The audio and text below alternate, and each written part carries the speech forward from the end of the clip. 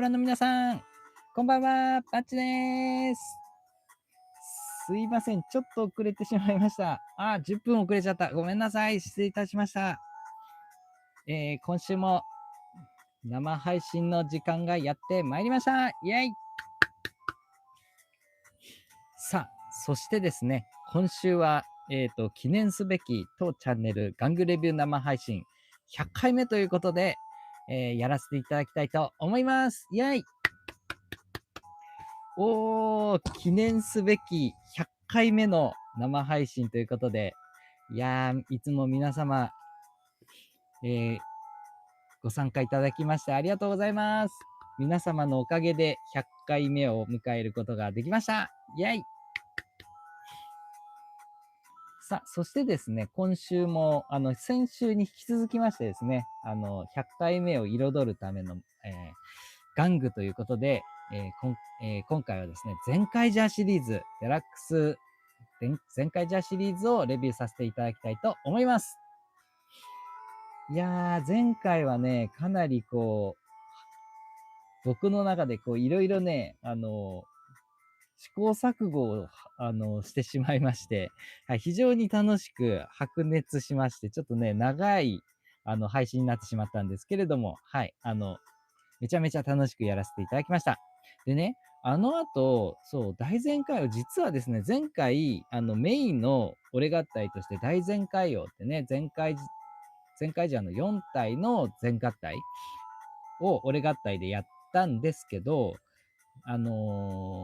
まあ、コンセプト的には、余剰なしで、で、皆様がね、再現できるように、余剰パーツ、特別なね、パーツなしで、そのまま合体できる方法みたいな感じで輪ゴムっていうことをやらせていただきまして。で、その後ね、いつもね、ショートを撮るんですよ、ショート動画を。で、そのショート動画でも、あの後ね、ちょっと改良を加えて、輪ゴム合体形式の改良を加えてですね、いろいろやったんですけど、はい、実はね、今回ちょっとね、倉庫を、漁ってね、ちょっと探してたら、出てきたんですよ。じゃじゃーん。あの、大前回王を作った時に、やった時にですね、俺合体を考案してた当初ですね、あの、オリジナルジョイントパーツを作って、で、それで、ちゃんと合体したバージョンのやつがあったんですよ。で、実は先週これを持ってきたかったんですね。だけど、3日なくて、しょうがなく輪ゴム形式で一生懸命頑張ったという、そういう形だったんですね。なので、ちょっと見つかったので、今回どうしようかなと思ったんですけど、やっぱりね、リベンジでちょっとバッとやりたいなと思いまして。だから今回かなり盛りだくさんで、はい、俺合体をガンガンやってですね、バッチの俺合体研究所100回目生配信にふさわしい、俺合体のオンパレードの、はい、回にしたいなと思います。イェイ。いやー、今日は忙しいよ。やりたいことがなんせいっぱいありまして。なのでね、ちょっと頑張って、今日はね、テキパキとやっていきたいなと思っております。いやー、でもね、ちょっとその前にね、100回ってすごいなっていうのをちょっとね、オープニングでちょっとね、口を、潤滑油としてですね、オープニングトークでちょっと口を軽くして、それから、俺合体の方に入っていきたいと思います。じゃあ、乾杯。あ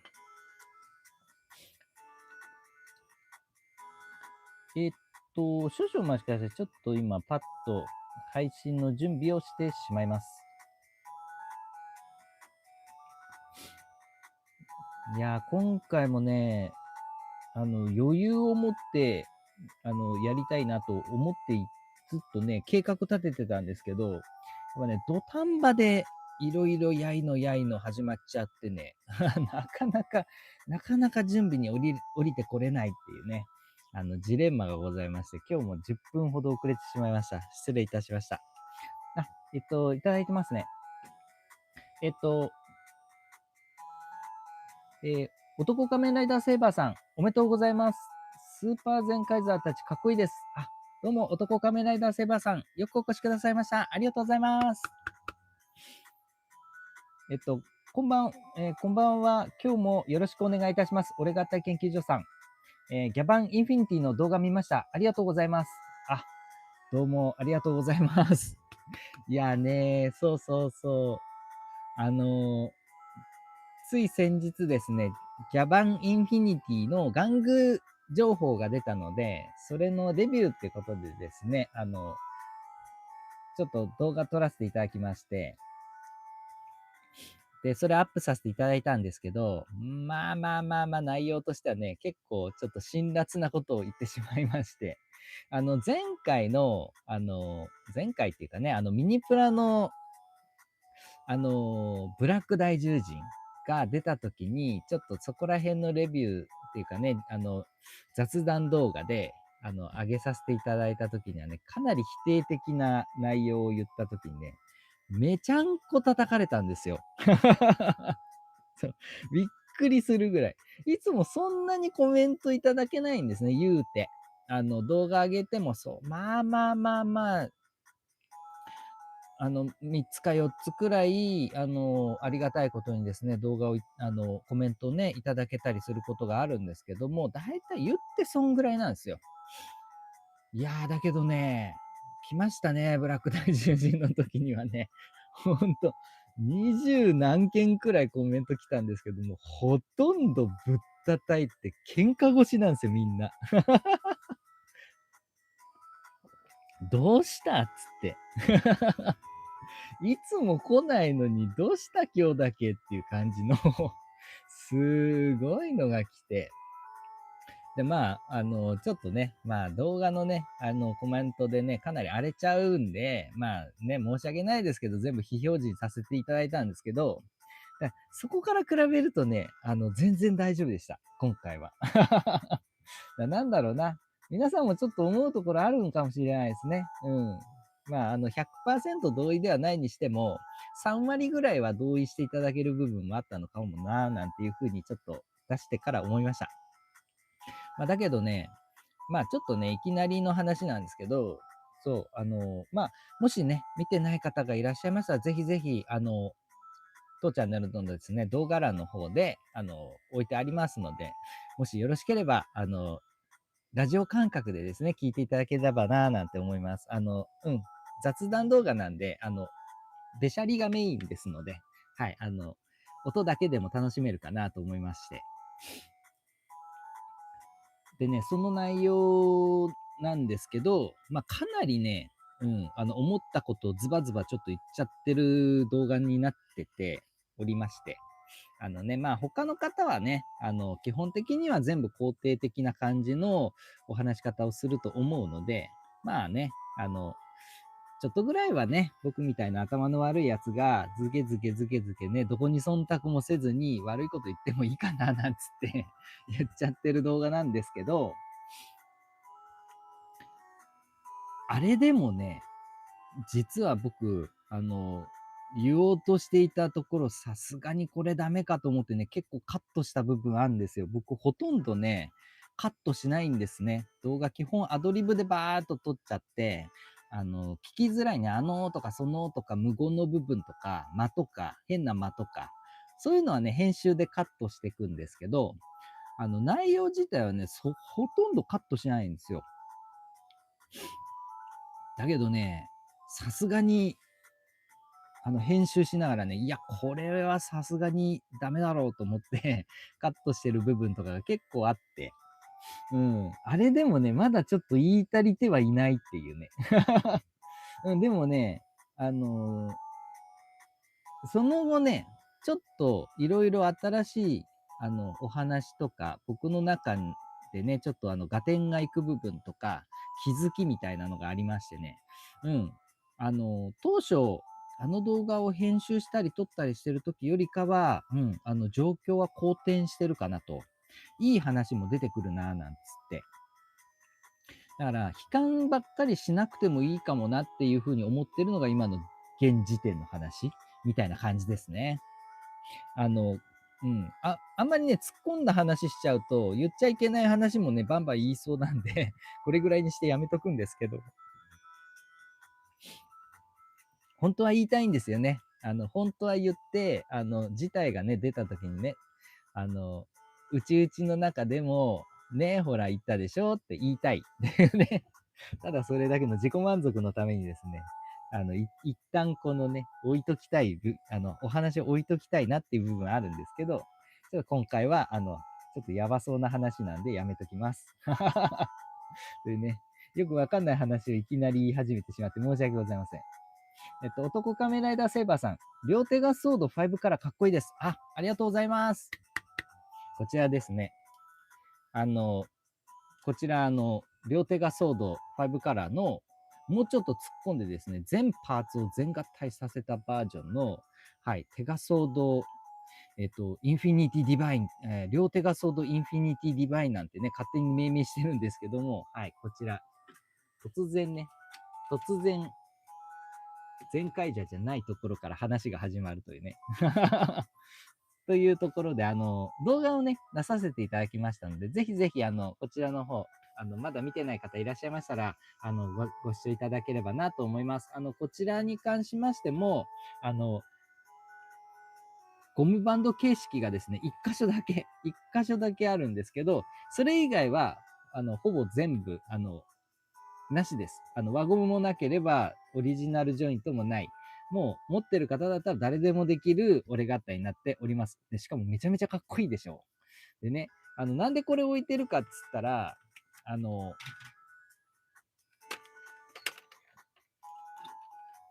このね、あれを手に入れたんですよ。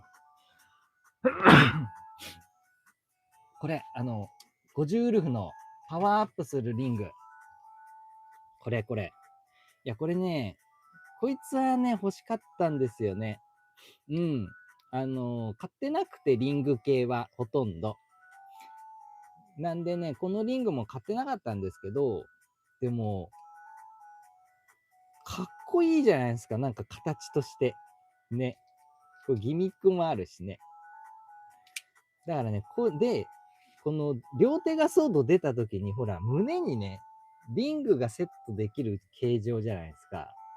で、ブレストアーマーが、この全合体した時にちょっと寂しいなと思ってて、で、テガソーダ暁のリングを、あの、動画内ではね、つけてたんですけど、でも、やっぱりちょっと、50ジャーの最終全合体の一番目立つところに来るパーツとしては弱いなって思ってたんですよ。そこでこいつ。こいつだったらいいでしょ。しかも真ん中50ウルフだし。ね、かっこいいじゃないですか。なんかちょっとね、ウィング出てるしさ。ね、金管でね、周りゴテゴテだしさ。だからこれが全合体のブレストパーツにふさわしいと思って、で、こいつ買ったんですよ。なのでね、これを合体させることによって、はい。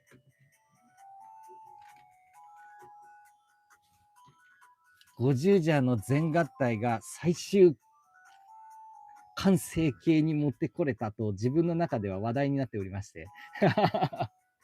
なのでね、ちょっとツイッター、X では、やったんだっけやってないんだっけでもまあ動画にするほどでもないかもなと。まあショートで出そうと思ってるんですけど、ショート動画ぐらいだかなと思ったんですけど、まあ、熱があるうちに生配信でね、しかも今回はね、当チャンネル記念すべき100回の生配信ですし、こちらはね、50ジャーはね、50周年の記念すべき戦隊の全合体、俺合体ですので、なんか出しとこうと思って持ってきました。前回ジャーとは全く何の関係もございません。という感じでね、この最終形態、僕の中で最終形態になりました。いやー、めちゃめちゃかっこいいな。これ全パーツ、ホワイト、グーデバーン以外の全部のパーツは合体できてるんですよ。うん。だけどね、ほんとすごい安定感抜群で、ほら、全然持ってなんぼできます。でがっつり合体してますし、これ特別なパーツとかも使ってないんで、はい、やり方ね、動画見ていただければ、どなたでもできますので、ぜひぜひお試しください。というね、ちょっとした小ネタでした。よいしょ。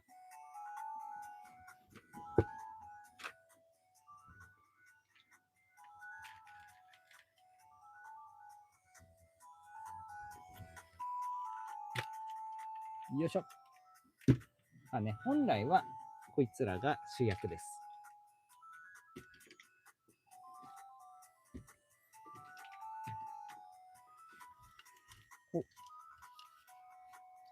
お、シンプルになった。スネマさん、こんばんは。100回生配信、100回、生配信おめでとうございます。多分私90回以上には来てる気が。スネマさんよくお越しくださいました。ありがとうございます。いや、多分そうだと思います。ありがとうございます。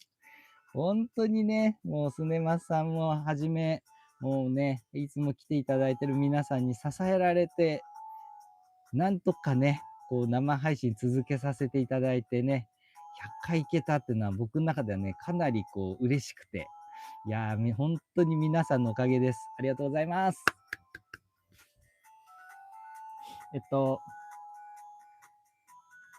スネマさん、乾杯。どうもありがとうございます。乾杯。いやー、ありがたいな。男仮面ライダーセイバーさん、いいこともおっしゃっていたので大丈夫です。ギャバンインフィニティね、ありがとうございます。ケイタさん、こんばんは。ついに100回目おめでとうございます。どうも、ケイタさん、よくお越しくださいました。ありがとうございます。ありがとうございます。ね、もう皆様の本当、おかげでございます。感謝をしております。ありがとうございます。ケイチ君、オツス100回目おめでとうございます。どうも、ケイチ君、よくお越しくださいました。ありがとうございます。ありがとうございます。もうね、本当に皆さんには感謝をしっきりでございます。さあ、そしてですね、ちょっとね、いきなり50ジャーの話で始まってしまったんですけれども、はい。今回はですね、前回に引き続きまして、前回じゃデラックスロボシリーズ、こちらのレビューをやっていきたいなと思うんですが、今回は、はい、前回までは、前回王ジュラガオーンとブルマジーン、それと通海王、それと前回王ジュラガオーンブルマジーンの全合体、俺合体であります大前回王、ここまでをレビューいたしました。で、今回は、こちらですね、ドドン。主人公であります、ゼンカイザー。このゼンカイザーのパワーアップ形態であります、スーパーゼンカイザーですね。このスーパーゼンカイザーと、その、ゼンカイザーの蒸気ですね。乗るマシンであります、全力イーグルですね。それと、こちらは、ツーカイザーのパワーアップバージョンというかね、SD バージョンになりました、スーパーツーカイザーですね。で、こちらを今日はレビューしていきたいなと思います。で、さらにですね、これらを使った俺合体がですね、実はかなりいっぱいありまして、なのでね、ちょっとこれらを使った俺合体の中でめぼしいものをですね、ちょっとピックアップしまして、それらをこうバババババとやりつつ、本来の合体や機能なども全部網羅しつつ、最後はここにあるやつら全部合わせた全合体。これをやっていきたいと思います。イェイ！やることがいっぱいだよ。ということでね、今日もちょっと長くなりそうなので、はい、スタートしていった方がいいなと思いつつですね、だらだら喋りたいという衝動がですね、すごくあります。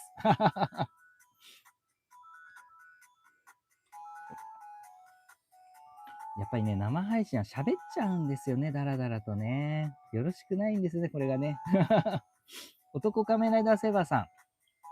戦隊ロボユニバース集めているか教えてください。すみません。自分はまだ買えていないので、最初に買うのを今、第10時に決めました。あ、そうですね。生配信の方で、ちょっとね、何回かやらせていただいたんですけれども、うん。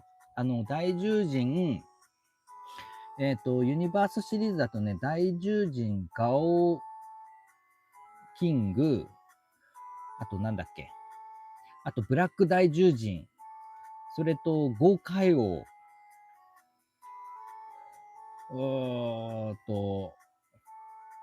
そこら辺ですね、を、買いまして、生配信の方でね、ちょっとレビューさせていただきました。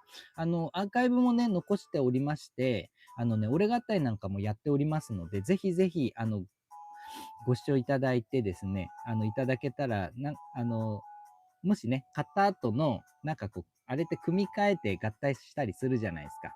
なんかね、あれのアイディアソースの一つとしてね、ちょっとなんかこう、ひらめきの一個として、使っていただけるか、合体パターンもね、あるかなと思いますので、ぜひぜひ、見ていただければなと思います。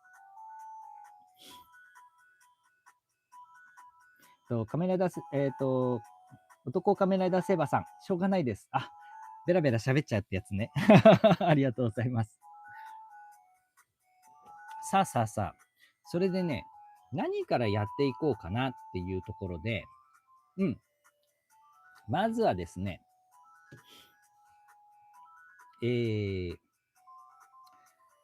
おのおのの元の公式のね、レビューなんかを先にやっていこうかなと思います。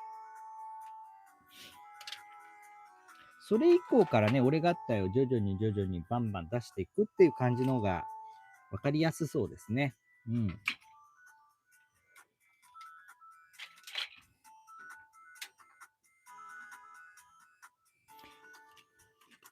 で、そうだ。で、その前にですね、これをせっかくコロボで出してるので、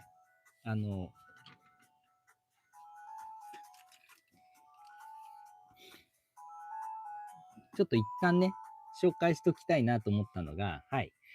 これのですね、デラックスで、のこのコロボ状態で、要は、これがそのまんまレンジャーなんですよね。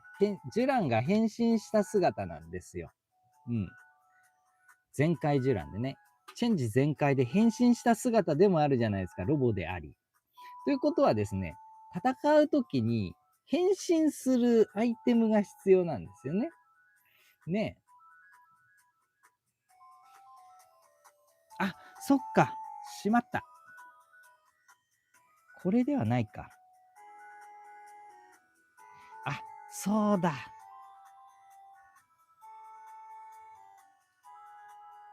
すいません。間違いました。そう、倉庫漁ってた時に前作ってたパーツがいろいろあったので、バーッと持ってきたんですけど、はい、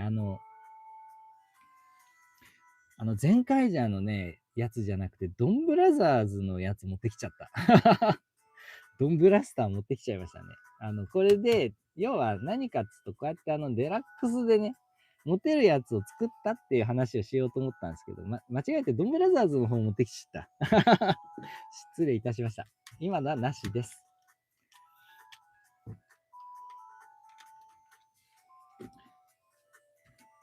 よっ。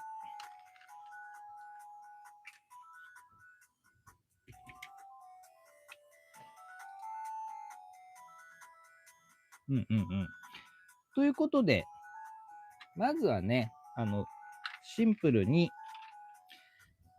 今回のね、新しい玩具のレビューの方からスタートしていきたいと思います。どうだ。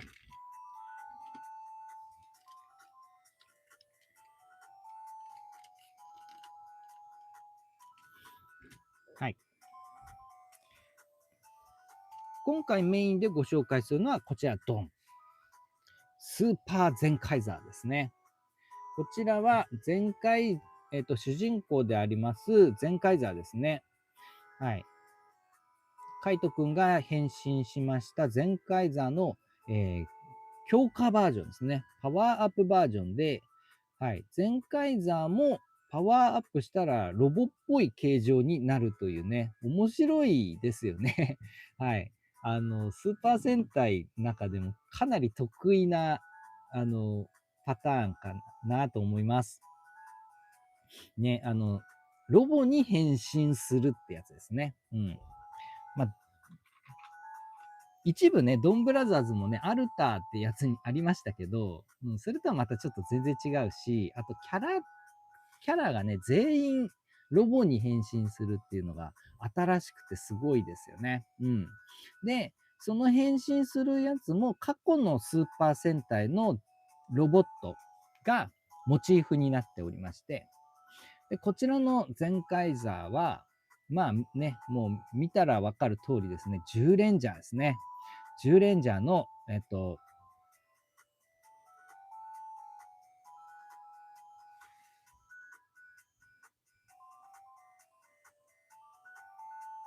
合流人だ。合流人。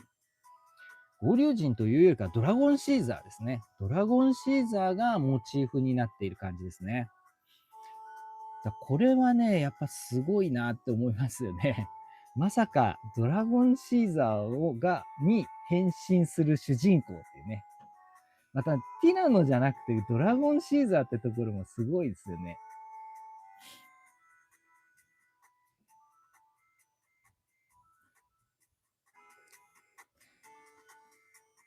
ケイチ君、ガシャポンのなりきりシリーズが最高にちょうどいいんですよね。マシさんの影響されて人数分揃えましたわ。ありがとうございます。そう。あれね、持ってきたかったんですけどね。いや、あれを入れたつもりだった。ずっと。今出そうと思って初めて気がつきました。ドンブラザーズと間違えてるっつって。ね、それでね、こちらの全開山、スーパー全開山なんですけど、さらにおまけで、ツーカイザーの SD バージョンですね。スーパーツーカイザーも、はい、ぜえっ、と、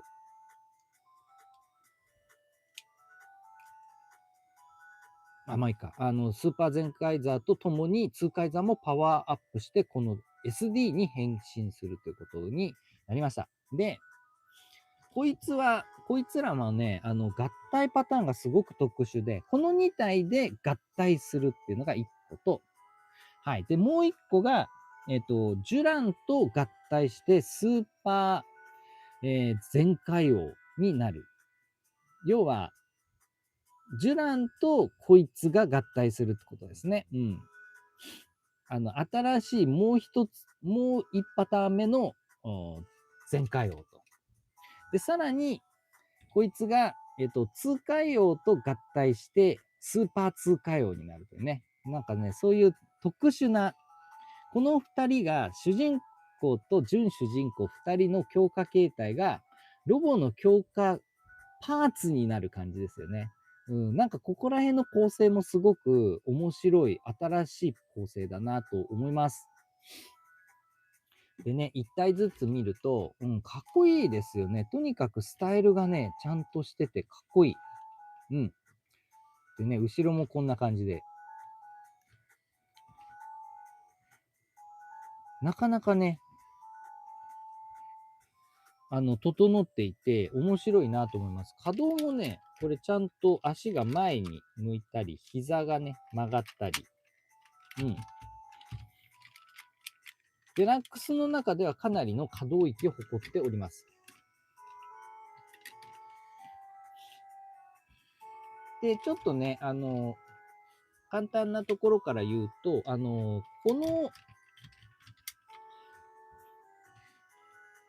ロボは、このね、キットは、1個だけ余剰パーツがあるんですよね。これが唯一の余剰パーツなんですけど、はい。これはね、キャノン砲をジュラに取り付けるためのジョイントパーツなんですけどね。でこれだけね、余剰パーツになっちゃうんですよ。だけど、僕、余剰パーツ大嫌いなのでなくしちゃうんでね。はい。ここの、はい、ドリルの方にですね、この持ち手のところに、こうやってくっつけておけるので、こうくっつけておいたら、はい、これで完全に余剰パーツなくなりますので、これおすすめです。はい。で、こういう風に、このスーパー全開座が出たことによって、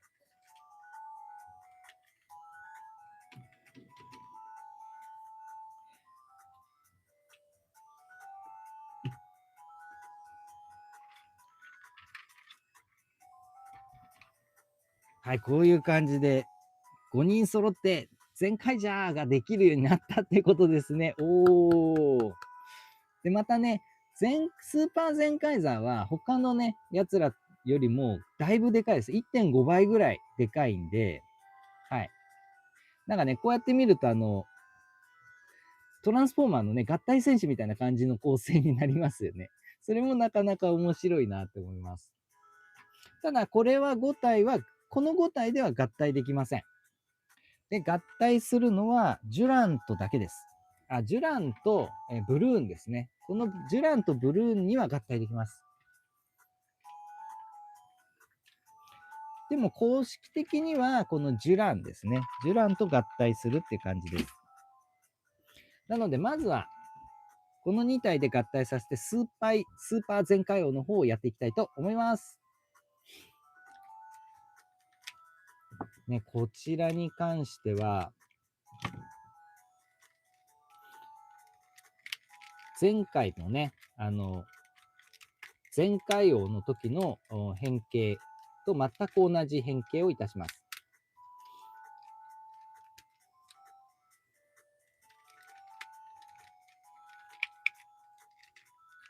この変形もすごく面白いですよね。うん、スーパー戦隊のデラックスロボの変形の中では、単体の変形ではね、多分一番難しいレベルだと思うんですけど、一番ね、ダイナミックに変形する部類だと思うんですが、うん、全然ね、難しい、ことさらに難しいってことなくて、うん、すごいいい塩梅かなと思います。まずはですね、変形する際、武器を取りまして、背中に取り付いておりました、このキャノン砲ですね。このキャノン砲を取り外しておきます。で、そうしましたら、こちら。胸のブレストパーツ。これ外します。はい。で、そうしましたら、こちら。こっちの左足の方のですね、爪を外しておきます。はい。で、この状態でさらに、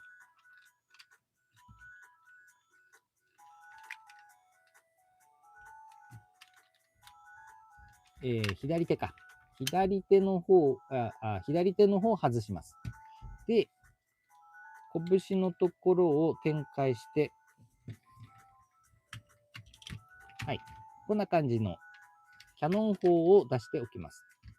そうしましたら、ブレストアーマーの方を一旦ずらしましたら、こんな感じで上半身をひねります。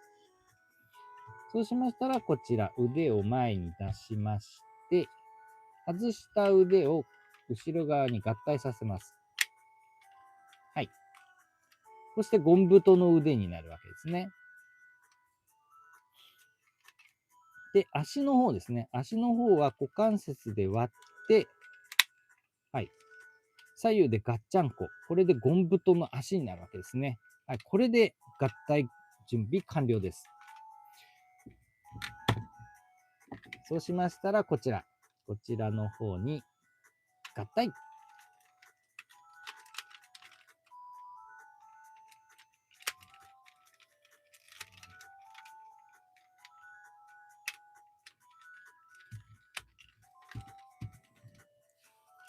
そうしましたら、フェイスオープン。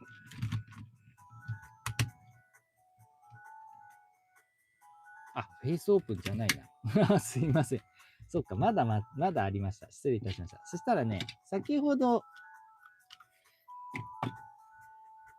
に、取り付けました、こちらのジョイントパーツですね。このジョイントパーツをこの肩に設置いたします。そうしましたら、キャノン砲ですね。このキャノン砲をこのジョイントパーツに取り付けて、で、こちら側にも取り付けると。はい。そんで、ジュランの足に先ほど取り外しました爪をですね、取り付けます。はい、こんな感じですね。はい、ここまで来たら、フェイスオープンガチャン。さあ、これで完成。スーパー全開ザーだ、イエイ。おー、合体できました。こちらがスーパーゼンカイザーですね。でこちらに全開ソードとシールドをセットして、これでフルアーマーモードになりますね。はい、これがなんとですね、全開王の最初の強化合体、最初の公式強化合体になるんですね。おー。いや、これね、当初、って思いましたよね。これかーっつって。前回王がどう強化されるのかなと思ったら、まさかの別パターン追加っていうのと、あとこれね、足がなんかこの腰がね、ずれちゃってる感じ。こっちは斜めなんだけど、ずれてストンと。なんか、体体育の時の休めって感じのポーズっぽい感じがしちゃうんですけど、実はね、これ違くて、ここ、ここに当たる部分が、実はね、サイドアーマーなんですよ。で、足はここなんですね。だから実は斜めなんです、こういう斜めで、サイドアーマーがやたら下にずれてるのと上にある。このサイドアーマーのちぐはぐっぷりなんですね、実は。だからここ、ももの色だけ変えてくれたら、ね、同じグレーでもツートーンのグレーで、サイドアーマーとももを色分けしてくれたら多分こういうことも少なかったと思うんですけど、はい、そういう感じがなかったので、なんかこう一体に見えちゃうから、このサイドアーマーとももが一体に見えちゃうから、なんかこうグッとね、ずれちゃったようなスタイルになっていると。ここね、多分塗っちゃえば、このももパーツ塗っちゃえばね、そこまでちぐはぐではもうなくなると思うんですね。うん。でもね、なかなか最初こそね、シンプルなパワーアップを、想像していた分ね、っていう感じだったんですけど、うん、今ね、過ぎてしまえば、なかなかこれも面白いパターンの強化合体だよなっていうふうに思います。ね。で、これもね、モチーフとしては、多分、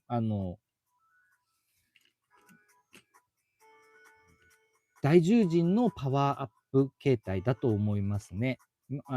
まずそもそもジュランが大獣人なんで、で、ゴー獣人じゃなくて、ドラゴンシーザーと、大獣人が合体したっていう状態なので、まあ、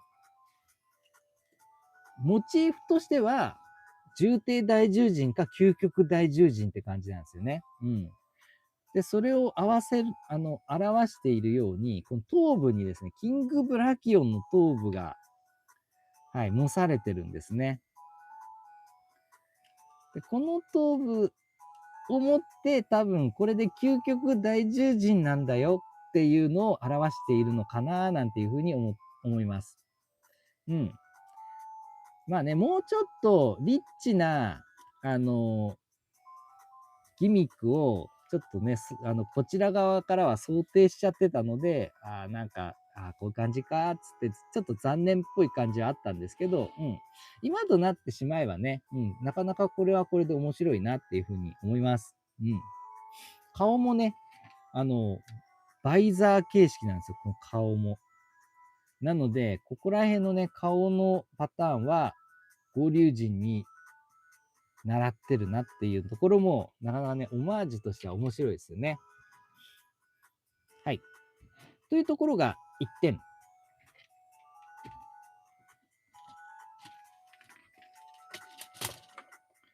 そして2点目として、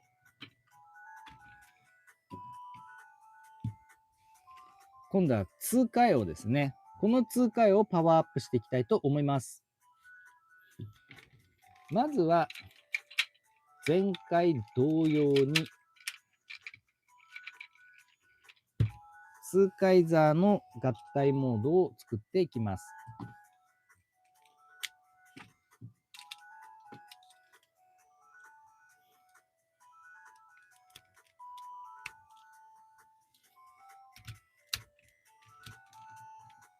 はい。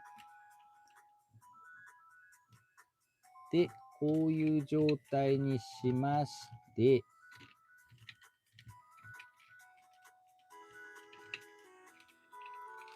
こっちか。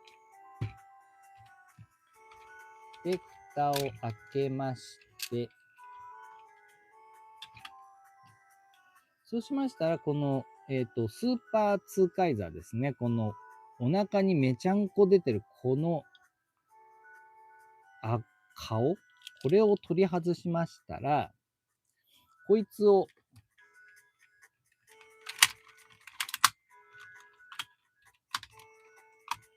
下のバーをですね、スライドしてここにセットします。ここが足場になってるので、ここにガチャンコ。はい、そうしましたら、このダイヤルをひねりますと、一発変形で、スーパーツーカイザーもヘッドオンすることができました。そうしましたらですね、真ん中のこの炎のエンブレム、これ実は取り外せます。はい。だから、炎って書いてあるこのメッキパーツはですね、外します。そうしましたら、スーパーツーカイザーから取り外しました、この頭部ですね。この頭部を、はい、開きにしまして、V の字にすると。そうしましたら、これを胸に取り付けますと、こんな感じですね。はい、強化胸になります。はい、そうしましたら、先ほどのスーパーゼンカイザーから取り外しました、この2つのパーツですね。この2つのパーツは実は、合体しまして、槍にすることができます。で、さらにここに炎のマークを取り付けると。で、これをグリップを展開しまして、ここに持たせると。で、こちらは腰に携えと。はい。と、ここまで来ましたら最後。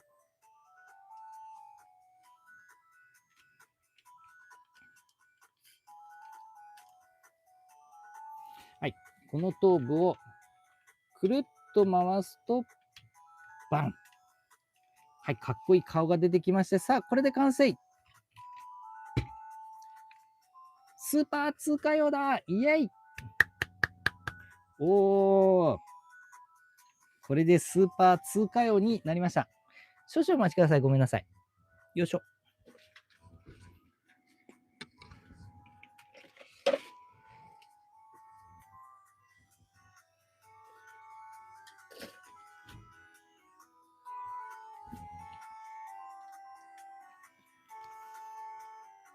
ちょっとね、そろそろ、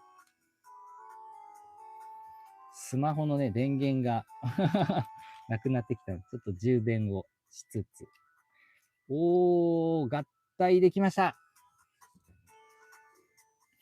これでね、合体できたんですけれども、まあね、かっこいいですよね。うん。通海王の2パターン、3パターン目 ?3 パターン目の通海王という意味で、めちゃんこかっこいいと思います。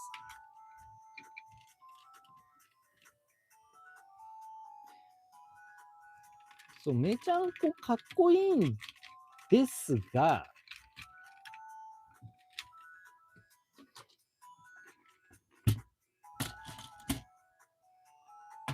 はい、お気づきの方もいらっしゃるかと思うんですが、なんとですね、このパターンでは、じゃじゃん。はい、カッタナ余剰パーツです。こういう状態なんですね。いやー、これは、ちょっと厳しいものがあるなと。いや、カッタナ余剰かいと。なのでね、ちょっとね、このカッタナ余剰はちょっと厳しすぎたんで、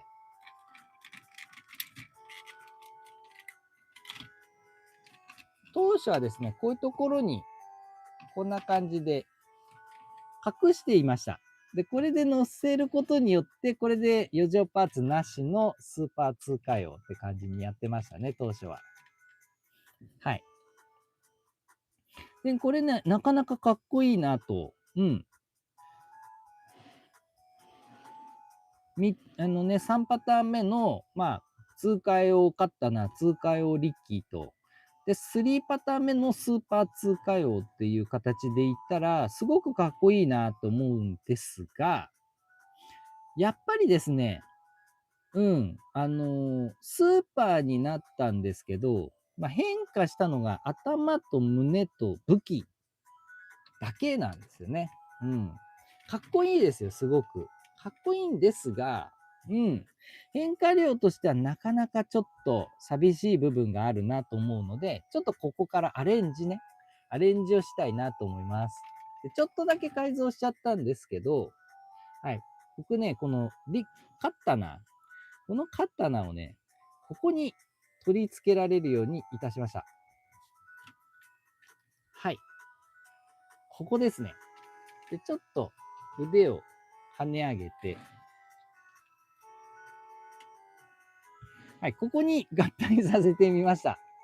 これによってですね、少しここの肩にボリュームが増してパワーアップしたよと。で、この下半身も、リッキーカタナと全く一緒ですので、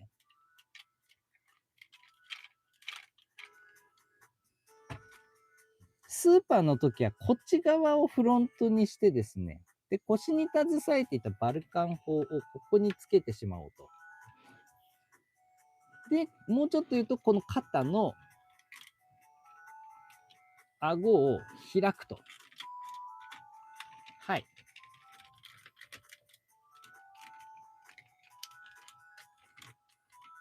はい、こうすることによって、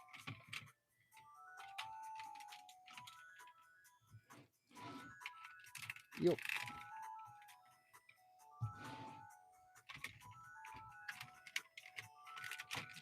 なかなかうまく決まらない。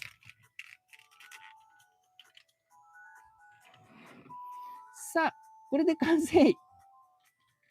こうか。もうちょいこうか。はい、これで完成。バッチアレンジ版スーパー通過用だイェイ。おー、こういう感じにしました。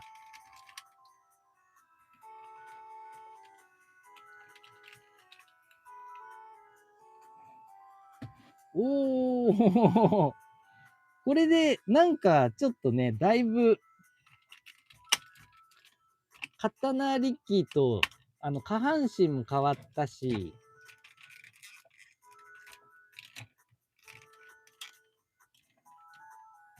上半身もね、だいぶ変わったんで、ちょっとうまい塩梅のところがないな。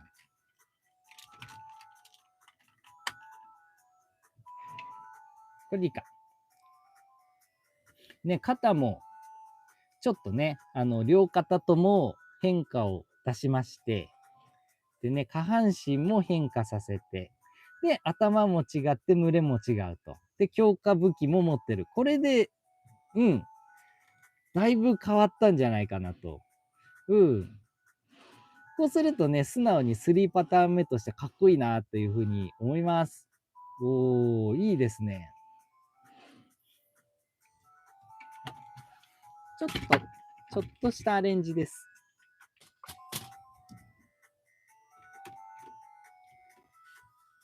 この、カッターナーの接続は、単純に磁石を1個つけてるだけですね、背中に。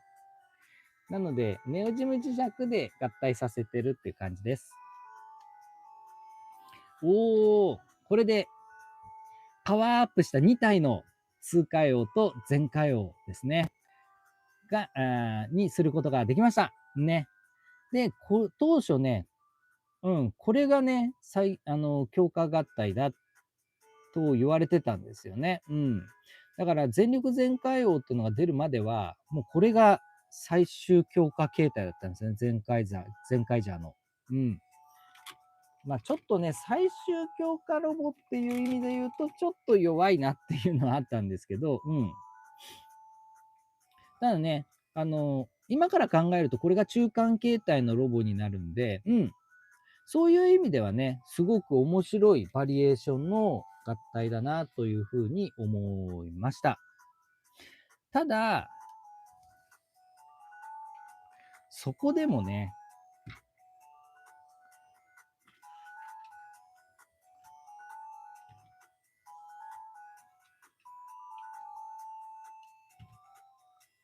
はい、この3体の全カイジャーたちがね、あまりというかね、遊んじゃってるんですよね。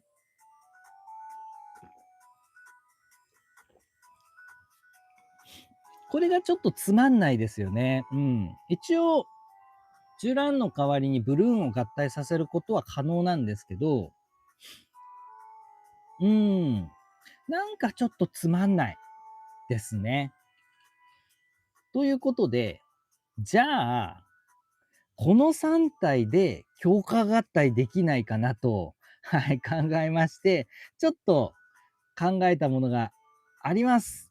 なので、ちょっとそれをやってみたいと思います。今日はね、ちょっとどんどんやってきますよ。なんたってやることが多いからね。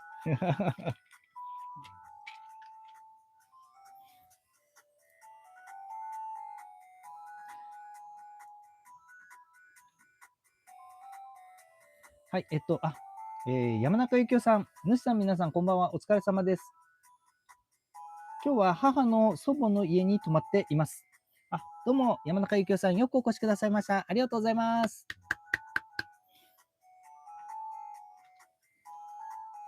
今日は、お出かけされてるということなんですね。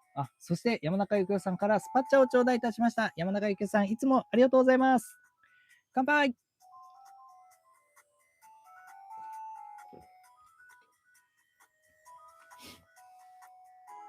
いや、いつもありがとうございます、山中幸雄さん。またね、いつもね、ご参加いただいていて、非常に助かっております。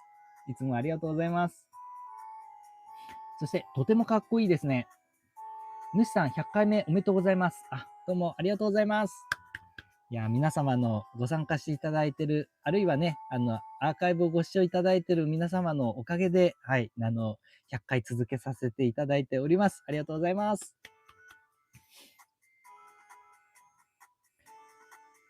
はい、金メッキと銀メッキ、かっこいいですね。確かにね、全開をスーパー全開座。ね、これ、エンブレムがね、金と銀なんですよね。ここら辺も豪華で面白い、はい、合体ですよね。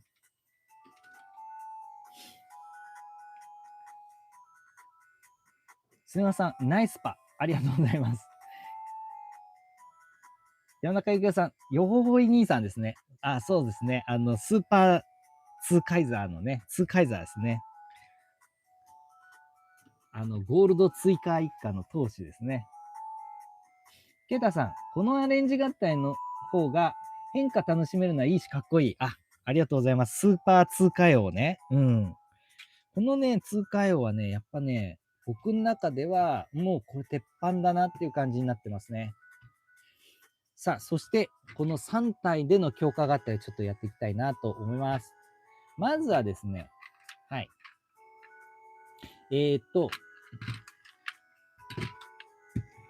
旋回王ブルガオーンを作っていきます。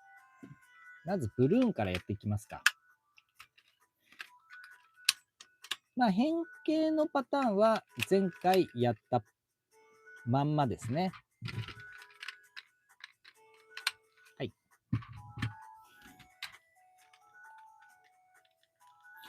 で、こうですね。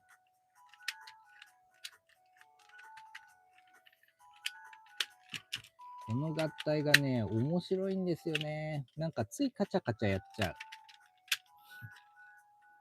すごくね、工程はデラックス玩具の中では多い方なんですけど、うん。でもね、それでも、子供には絶対できないよなんていうレベルの難しさ、複雑さではない塩梅がね、すごくいいですね。やっぱね、うちの子とか、甥っ子とかもね、やらせたんですけど、うん、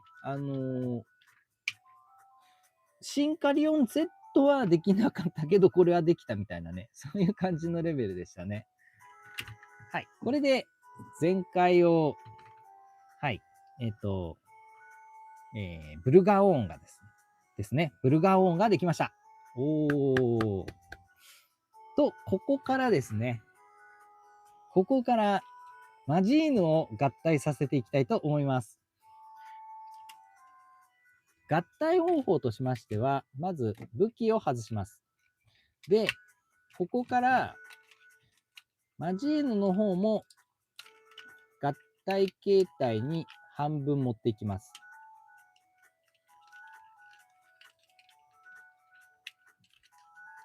こうですね。はい。で、こうか。こうですね。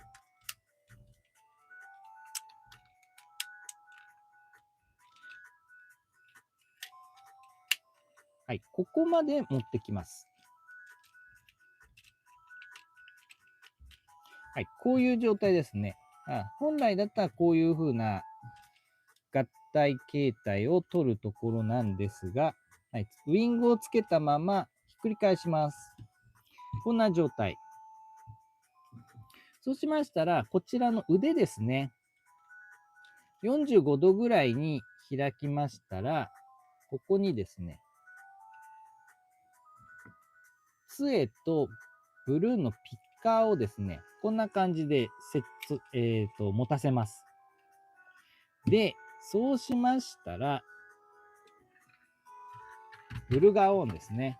背中にありますガオーンの腕、取り外しまして、ガオーンの腕を、こちらに取り付けます。はい、こんな感じですね。そうしましたら、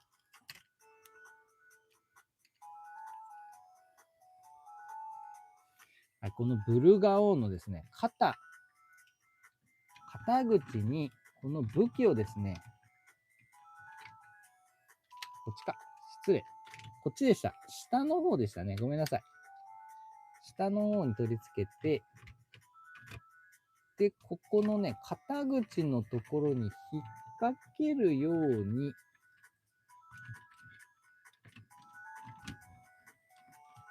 調整をしますとですね、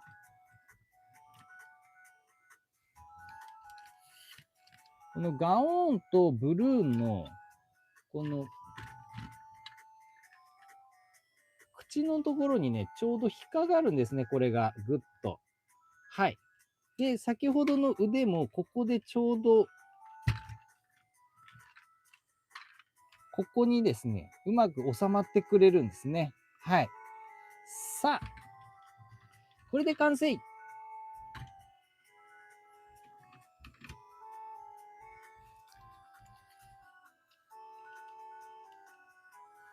旋回王、ブルガオンドラゴンだイェイ。ちょっとね、引っ掛けてるだけなんで、ちょっと甘いんですけど、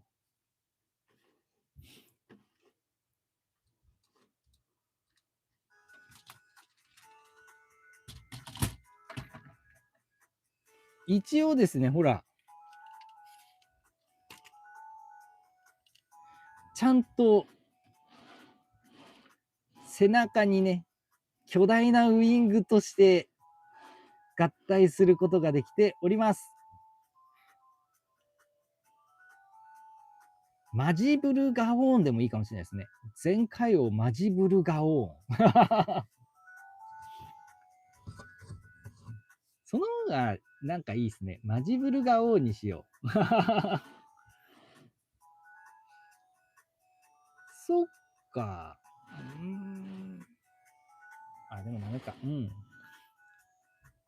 なかなかね、このジェットスクランダー合体というか、ウイング合体とかね、その背中にね、ウイングだけ合体するみたいな、ファイナルダンク画的な、そういう感じのパワーアップ形態にはなるんですけれども、すごくね、ウイングのサイズもでかいから、ほら、しっかりパワーアップ形態っぽくないですか？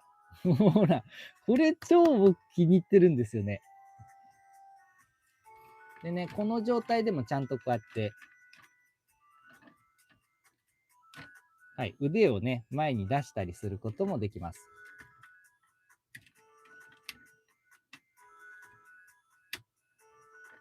ちょっとクリックが、できた。はい、こんな感じでね、開いたりすることもできるので、はい、こんな感じで。で、ちゃんとね、引っ掛けてるだけとはいえ、意外と、こんな感じでね、ほら、持ってなんぼは十分できます。ので、こう、ブーンつって遊ぶこともできますから、十分合体として成立しているかなと思います。おー、かっこいいですね。なのでね、この合体はめちゃめちゃおすすめ。さあ、これをすることによって、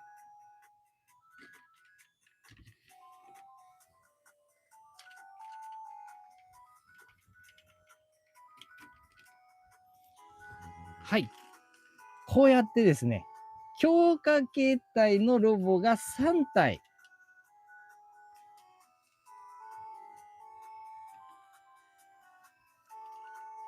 できたよということで、全員が強化合体ロボになったということでですね、晴れて全員が、はい、パワーアップいたしました。イェイ。おー、そう、こういう状態じゃないとさ、しっくりこないよね。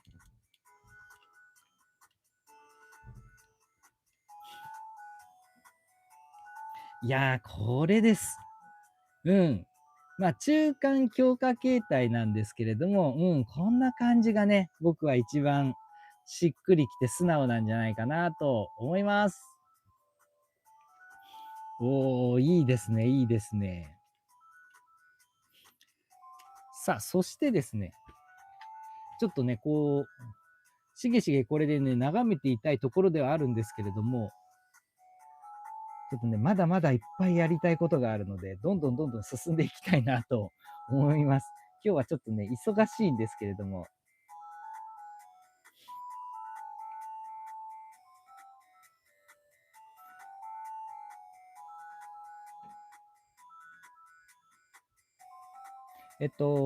山中幸雄さん、ガオンは五十蛇のテガソード様ですね。声優さんがね、CV がね、そうですね。だからそこら辺もね、なかなか五十蛇とのつながりがあっていいかもしれないですね。男仮面ライダーセイバーさん、前回王ブルガオンドラゴンかっこいいです。ありがとうございます。これね、めちゃめちゃお気に入りなんですよ、僕。しかもお手軽だからね。で、どなたでも再現できますので、ぜひ、前回じゃお持ちの方はね、お試しいただけたらなと思います。つねまさん、シルエットが神がかってます。いやね、これ超かっこいいですよね。ウィングがね、めちゃめちゃでかいんですよ、マジーヌって。だからね、前回の合体ロボの強化ウィングとしてもね、全然通用するでかさがね、ウィングがあるんで、いやー、やっぱこれじゃないとね、この強化形態3体っていう感じじゃないとね、やっぱしっくりこないですね。ケイタさん、三体合体できた。名前が前回らしくて良き。ああ、これもね、いいですよね。もうはちゃめちゃ感が前回じゃって感じなんで。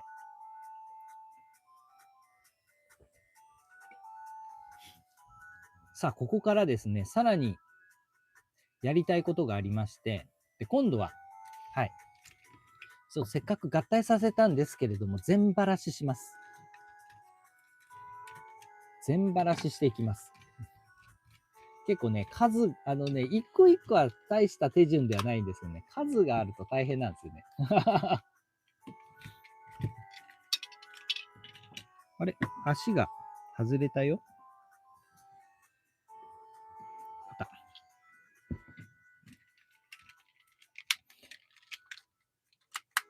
さらにね、今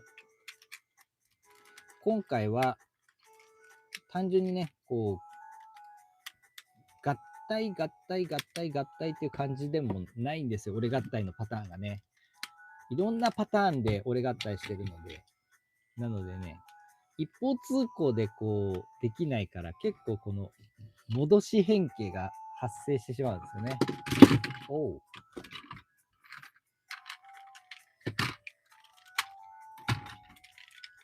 なので、なるべくテキパキテキパキと。まあでもね、結構前回じゃね、難しい方なんですけど、それでもね、やっぱりスーパー戦隊デラックス玩具なんで、この変形がね、非常にテキパキできちゃうんで、そこら辺がいいところですよね。うん。なかなかね、まあね、シンカリオンでも結構ね、一回変形させて、もう一回戻し変形やってってなるとね、結構大変ですからね。そこら辺から考えると、だいぶ、このデラックス玩具のね、良さっていうのが出てるなと思います。まあ、新しく出たね、これから出るであろう、ギャバインフィニティのギャバリオン GCR っていうね、ロボット玩具も、見た感じ、全然、難しさはなさそうですね。だからそこら辺はいいところですよね。うん。変形合体にあんまり力を入れなくてもいいみたいというね。やっぱりね、そこも複雑化しちゃうと、やっぱ一気にね、子供が離れちゃいますからね。そこら辺は、大丈夫だったっていうところは良かった点ですね。と、なんやかんや言っている間に、ここまでばらすことができました。で、スーパーツーカイザーから、こいつを外しまして、でね、これね、変形凝ってんのが、これスーパーツーカイ王の顔じゃないですか。かっこいいんですよね、すごく顔は。うん。でこれね、展開すると、スーパーツーカイザーのが出てくるんですけど、これね、後ろ側もちゃんと、ただひっくり返っただけじゃなくて、角がね、降りるんですよ。で、顔隠してるんですね。で、回転すると、自動で角が起き上がって、顔が出るというね、そういうね、おしゃれ仕様なんですよね。うん。でこれもね、ちょっとした気心が効いてるというところでね、面白いですね。と、まあ、こんな形。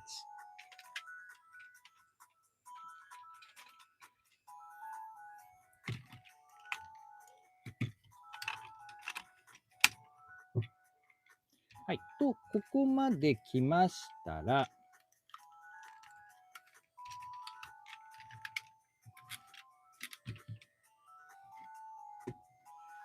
はい。今度はですね、このスーパーツーカイザーと、スーパー全開王を合体させて、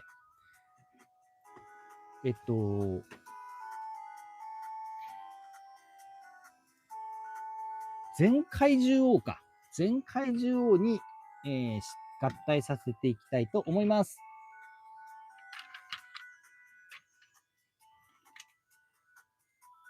よっ。はい。何かといえば、この2体が合体してですね、怪獣形態にすることができるんですね。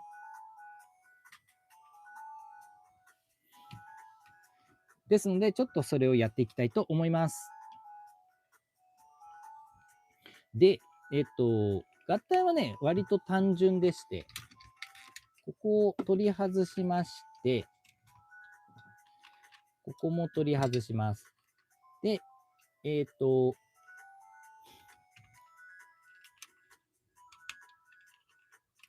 腕の方をミサイル型にいたしましたら、足を前に出して曲げたら、はい、ここ、足首のところでワンクリック前に出せるんですね。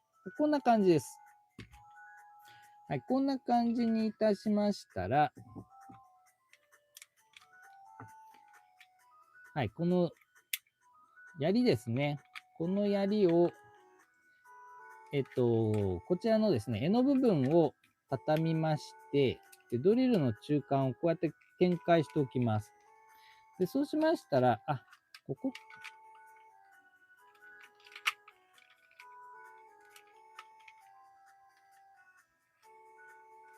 少々お待ちください。ごめんなさい。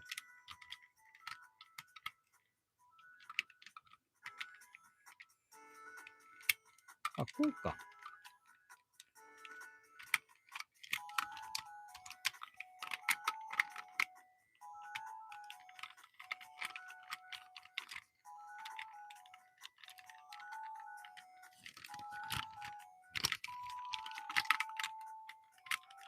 こうですね。ごめんなさい。失礼いたしました。で、そうしましたら、ここですね。このグリップがワンクリック内に入るんで、入れといて、ここでセットします。そうすると、これで尻尾になるわけですね。はい。で、そうしましたら、キャノン砲を、今まではこの軸で取り付けたとこ、こっちの軸で取り付けます。はい。で、これも相変わらず余剰パーツになるんですけど、この軸のところにでも付けておけば余剰パーツにならないです。で、そうしましたら、スーパー、通過用の方を、この背中のですね、ジョイントにセットしておんぶします。こんな感じで背中におんぶします。そうしましたら、ちょっとグロいんですが、このスーパーゼンカイザーの顔をベリッとひっぺがしまして、ここに怪獣の顔をセット。さあ、これで完成。全怪獣王だ、イエイ。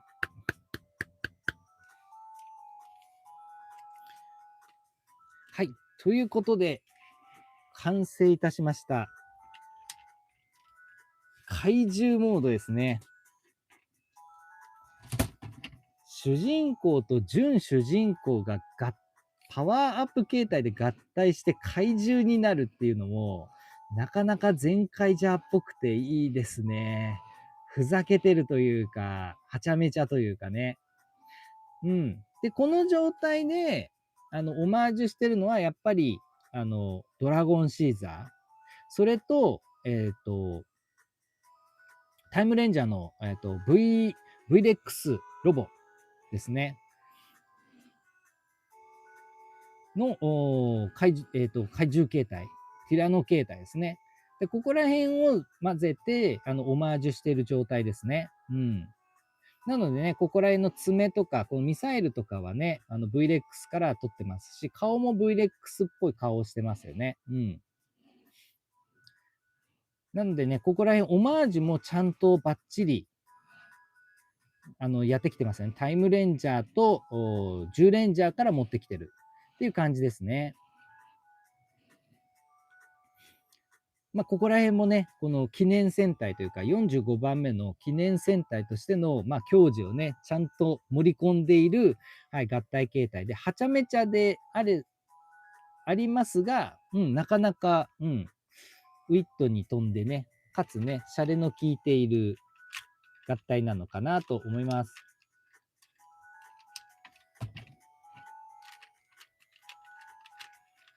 怪獣形態はもうやりようないですね。こんな感じで。ちょっと足出してね、こんな感じでポーズ取れますよぐらいの、はい、遊び方しかないかなと思います。これのドリルもね、ちょっと横に倒して、こんな感じで、ちょっとね、ポーズが取れますっていうくらいですかね。ただね、この合体形態があるっていうのだけでも、なかなか面白いのかなと。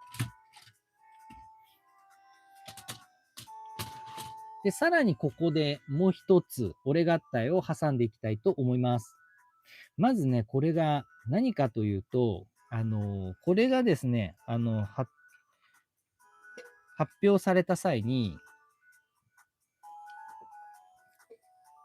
公式の方でですね、おふざけで、俺合体をやったんですよね。で、それをブログに載せてたんですけど、それがですね、制作陣の目に留まってですね、なんとその形態を、物語上でもね、出しちゃったっていうね。だから、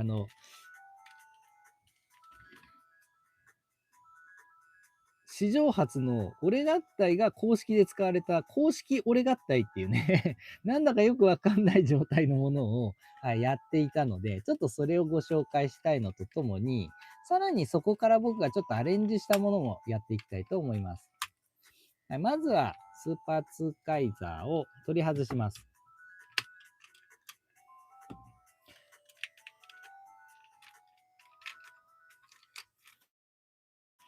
で、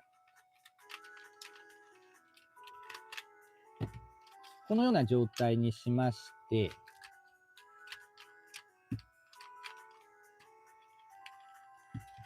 これも取り外します。はい。で、スーパー全カイザーの状態にしましたら、後ろ側にですね、足を畳みます。で、背中側にこう持ってくると。はい。こんな状態ですね。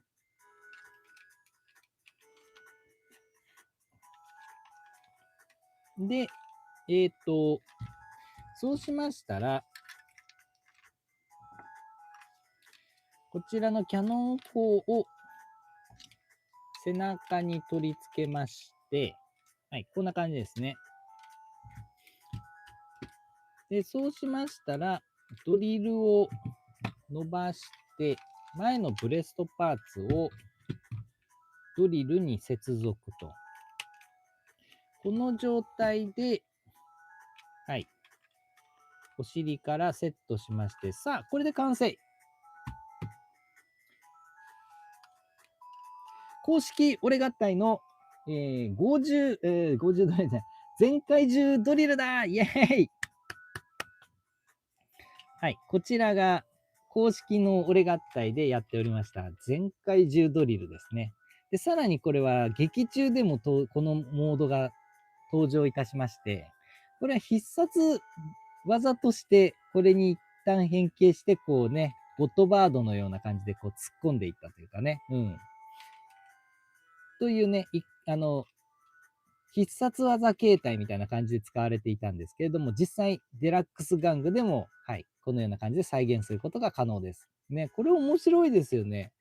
すげーと思いました。しかもね、これがね、ツーカイザー、スーパーツーカイザーが、タイムレンジャーと、ゴーカイジャーか。ゴーカイジャーとタイムレンジャーを模している、ヒーローだったので、そういう意味ではね、全カイジャー、ゴーカイジャーで、タイムレンジャーの大いなる力で、できたロボであったゴー獣人。そのゴー獣人の3つ目の形態であります、50ドリルモードを、くしくもゼンカイジャーで、再現した。しかも3つ目のモードとして再現してるというね、なんかこう、いろいろオマージュが、こうね、マッチしてるというかね、バチバチにはまってったっていうね、そういう面白いモード。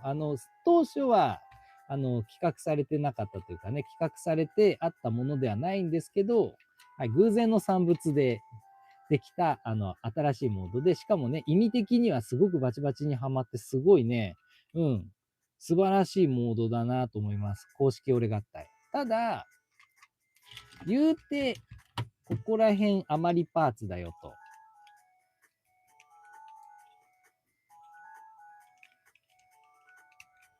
言うてここら辺が余りパーツになるんですね。うん。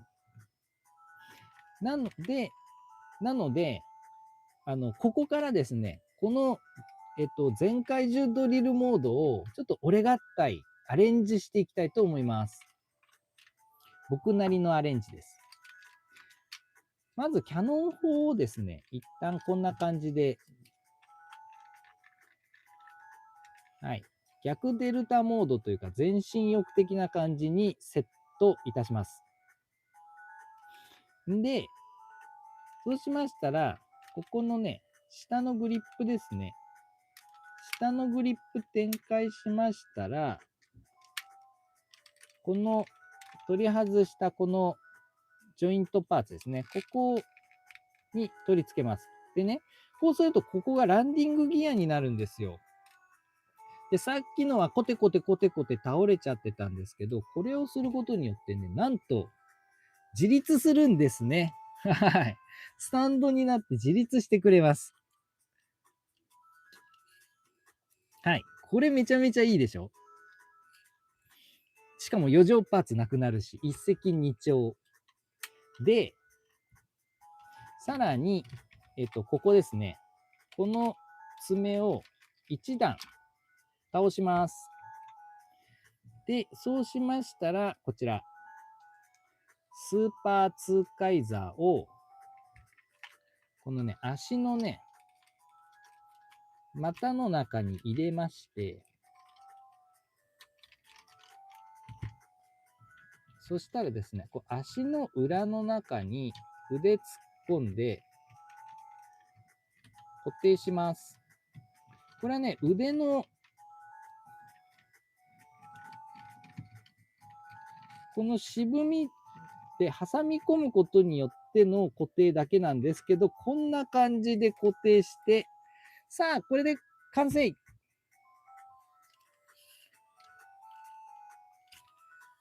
バチバン全怪獣ドリルだイエイおーどうでしょうか。これがバッチアレンジ版の全怪獣ドリルです。イエイね、これここにね、ランディングギアとして取り付けて、設置性がすごく良くなってね、安定して立てるようになったっていうのとともに、ここですね。ここに、ティラノの顔が来ることによってですね、元になりました、ゴーカイジャーの全怪獣、50ドリル50ドリルもね、ここにティラノの顔があったんですよ。なので、より50ドリルオマージュモードとして完成度が高まったんじゃないかなと思いまして、これ完璧な状態かなと僕の中ではですね、すごくやった当初は感動しておりました。というね、僕の、はい、非常にお気に入りの50ドリルモードです。イェイおー、素晴らしいでしょ？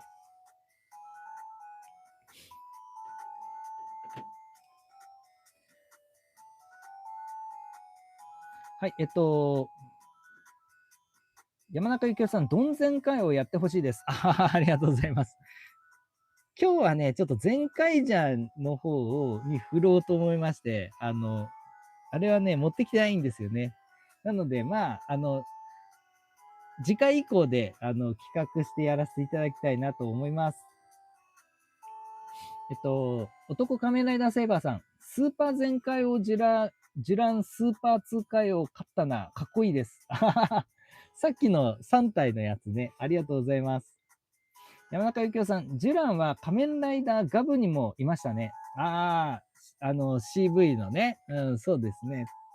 いろいろね、そこら辺はね、特撮の中では結構ね、常連さんが結構いましたもんね。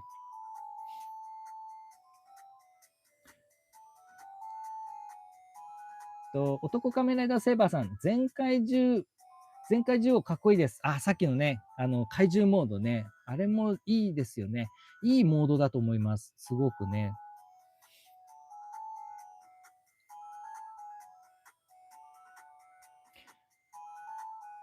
山中幸雄さん、全怪獣王には、戦艦モードがありますよ。全怪獣王には戦艦モードがありますよ。全怪獣王には戦艦モード。まあ、先ほどのあれですかね。ドリルモードのことかな。うん。とてもかっこいいです。これですよ、これ。これのことですね。ありがとうございます。はい。こういう感じでちょっとアレンジをさせていただきました。ね。さあ、そしてですね、さらにちょっと、やりたかったことがありまして、それが何かというと、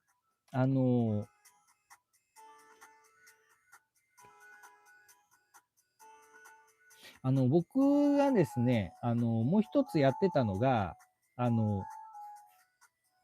確かに前回じゃね、すごくいいんですよ。個々単体が全部マシンにね、全部ね、他の携帯に変形できる。変形ロボたちってことじゃないですか。ね、こういうのが、個々単体がちゃんと全部変形してくれる。うん。ここがすごくいいですよね。変形ロボットたちの集まりってことですよね。はい。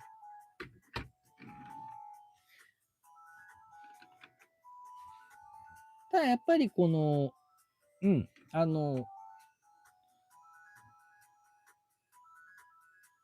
オマージュした先のね、スーパー戦隊たちを、模した、変形形態だよっていうことで、いいんですけど、やっぱ僕としてはですね、何がしかのマシンになってほしいな。ジェットとかね、車とか、そういうマシンであってほしいっていう、ちょっと願いというかね、個人的なあれがありまして、で、うちのチビとですね、こうやって単品で遊ぶことが多くて、ってなった時のメインの遊びとしてですね、単品を俺が変形させるっていうのがあったんですよ。なので、それね、全部に対してやってたので、ちょっとここでざっと、ご紹介していきたいと。まずはですね、このジュラン。これジュラン、ティラノモードに変形しますが、ちょっとね、うちでやってた俺変形をやりたいんですが、これをですね、展開しまして、で、こうか。こういう感じで展開してみます。で、こう展開しまして、まあ、全開を形態ですかね。ここまでやります。で、こういう状態にしましたら、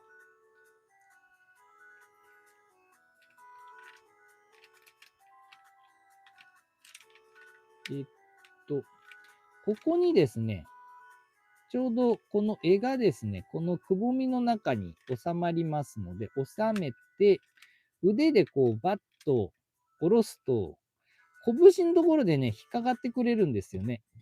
で、ここにシールドを乗せて、はい、これで完成。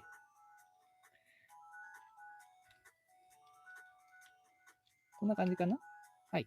これで完成。全開ジュラン。ガレオンモードだイェイオマージュとは全く関係ないんですけれども、一応、豪快ジャーの豪快ガレオン的な感じの、はい、マシンに変形させることができました。見立てですけれども。これなかなかマシンモードとしてね、かっこよくないですか？うん、面白い。こんな感じで、ちょっとね、こちらはガレオン線モードを模してみました。そして、次はこちらですね。ガオン。こちらのガオンは、こちらも展開をしまして、基本的には、全開を合体モードみたいな感じにします。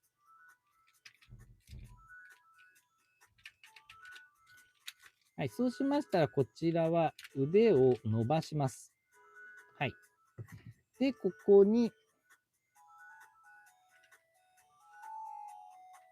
で、こちらは足を伸ばしまして、ジョイント展開。で、このジョイントのとこに爪を取り付けまして、さあ、これで完成。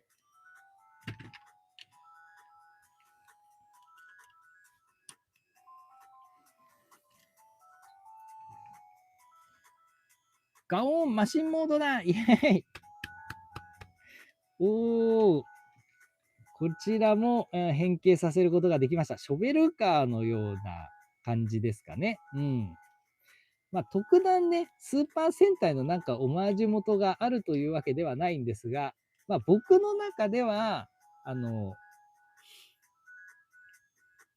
イエローでショベルっていうことで、キラメイジャーでもいいし、冒険ジャーでもいいかなと思うんですけれども、はい。何らかの、黄色系重機をモチーフにいたしました。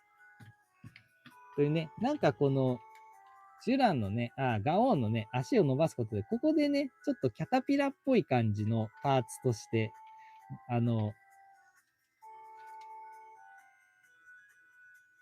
模してる感じがいいのかな、なんていうふうに思います。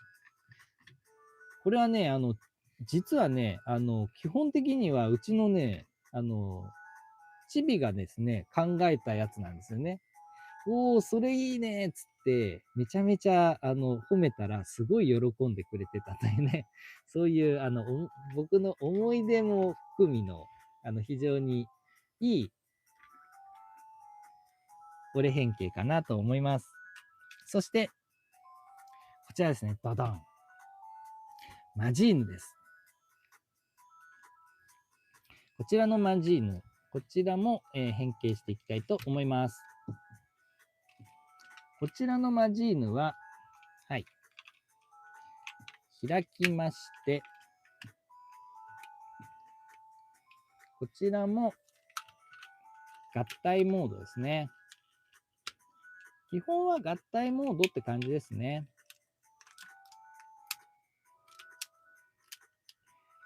はい、こんな感じで作りましたら、杖をここのくぼみの中にこの持ち手の部分を収めるんですね。でそうしまして、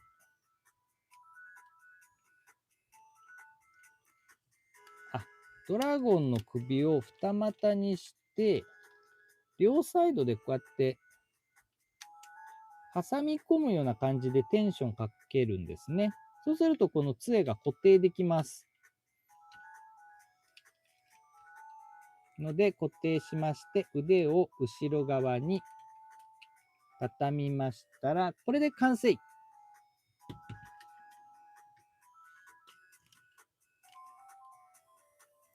はい。全開マジーヌ。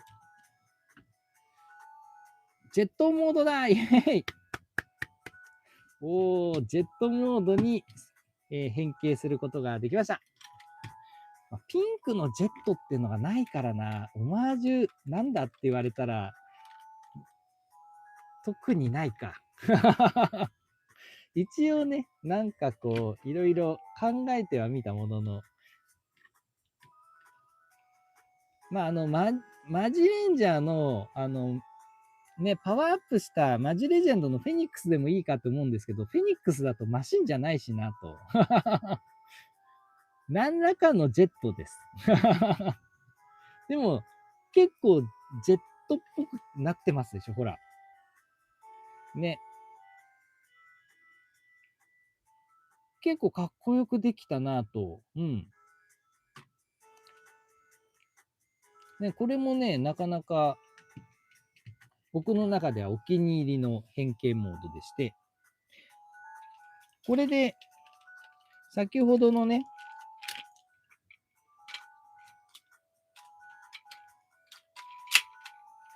通貨用の、クロコダイを、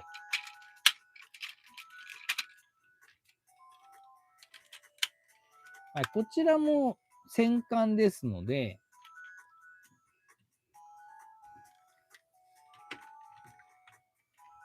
はい、これをまとめたら、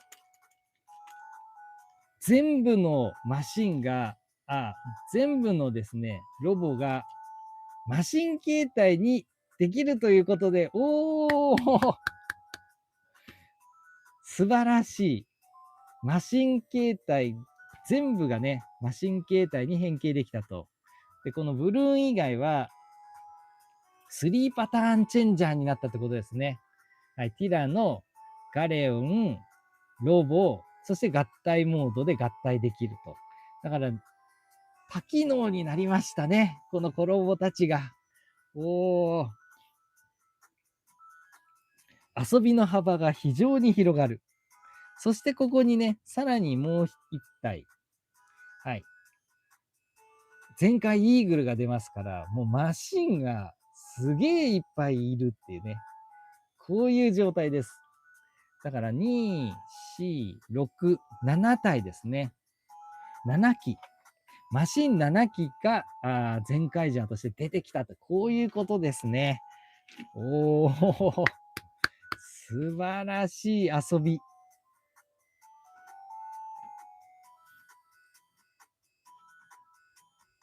はい、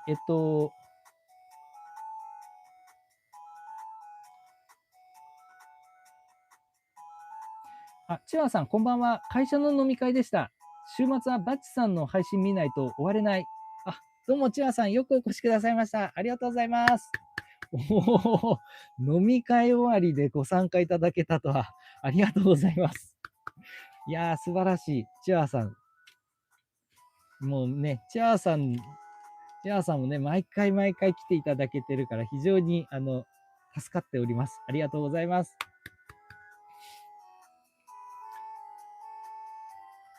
山中幸恵さん、かっこいいですね。ありがとうございます。ここら辺のやつね。うん。チアさん、俺変形いいですね。やっぱりね、この単体がね、この、おのおの変形して、変形パターンが増えるっていうのはね、いやー、楽しいですよ。見立てとはいえね。うん。でまたね、こういうのが自分の中で増えると、やっぱね、こう単体1個持ってるだけでも十分に遊べるんですよね。うん、だからこれがね、全カイジャーの中では僕の中ですごく良くて、だからガオーン1個だけ持ってくってパターンが多かったんですよ。ね、うちのチビがガオーン気に入ってたんで、だからね、このガオーンを変形させることができたっていうのがなんかね、自分の中で嬉しかったみたいで、うん。だからね、ガオーンがすごく気に入って、ガオーンにね、カチャカチャカチャカチャ、ライオンからロボに変形っていうのを繰り返してたんですけど、俺合体ちょっとやってみようぜって言って、考えさせたんですね。ああでもない、こうでもないって、二人で考えてセッションしながらやって、このショベルカーモードというかね、重機モードができたときに、すんごい褒めたんですよ。うわー、すげーっつって。めちゃくちゃいいじゃんっつって。で、すっごい盛り上がったんですよね、親子で。それがね、すごく良くて。だからそういうのも結構この変形パターンが複雑だからこそいろいろやりようがあったっていうのもあるし、だから前回じゃね、本当に素晴らしいなって僕思ってます。うん。これがね、やっぱ前回じゃデラックスロボシリーズのすごいいいとこだなと思います。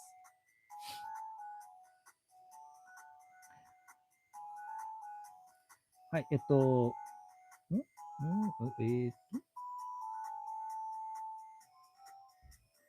えーいいのかな男仮面ライダーセイバーさん、見る目あってすごいです。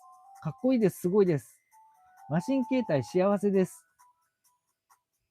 広がりますね。わかります。ありがとうございます。そう。結構ね、やっぱりこのマシン形態っていうのが、やっぱ僕はね、どうしても欲しかったんですね。どこまで行ってもやっぱりロボットなんで、ロボットが変形するってなったら、やっぱ乗り物に変形してほしいっていう、なんかね、そういうのがあるんですよね、僕の中にね。うん。だから、もちろんね、アニマルモードとかね、恐竜モードとかあっても素晴らしいんですけど、やっぱ、マシンがもう一個あってほしい。だからこそ、なんかこう、ダンク画的な感じ。タンクモードがあって、アニマルモードがあって、ロボがあると。だからアグレッシブビーストモード的な感じですよね。ライオンとかティラノはね。うん。だからそういう感じであってほしいなっていう僕の中のちょっと願望があって。でもね、これができたっていうのは僕の中でね、かなり大きかったんですよ。この俺変形、アレンジ変形は。だからね、ここら辺、ゼンカイジャーのね、デラックスが大好きなゆえんだったりします。山中幸雄さん、当時、ゼンカイジャーのロボは3モードないのかなと思いましたが、すごいですね。やっぱりね、デラックスでね、公式でそういうのがないかなっていう風なあれがあったってことですね。欲求というかね。うん。いや、それはね、ほんと僕もありました。いや、だからこそ、やっぱでもね、やっぱこう、いろいろカチャカチャ動かせることによって、いろいろできるっていうのは、やっぱでかいですね。さあ、そして、この、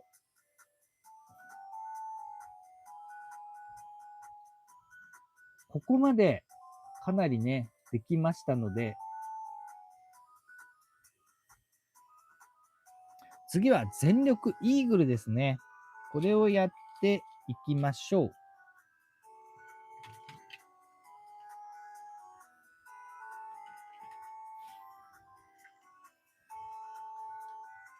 いやかなりね、大量に俺合体をやってるんですけど、今日のメインディッシュはまだまだ先なので。やっぱりでもね、100回記念なんで、俺合体、俺変形、オンパレードっていうのもいいかなと思いまして、今日はちょっと無茶をしております。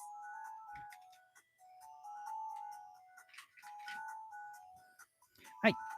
続きましてはこちら。ドドドド、ドン。はい。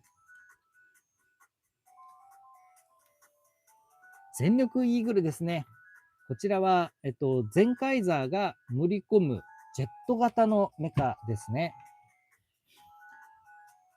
いや、これがね、出た時にはちょっと驚きましたね。うん。最初ね、ちょっとなんか外国の方がね、X でネタバレを出してたんですけど、その時にね、ちょっとね、いつも僕ネタバレ見たくないんですけど、なんかね、ちょっと目に入っちゃいまして、実はね、結構前に、見聞きしちゃってたんですけど、それはね、な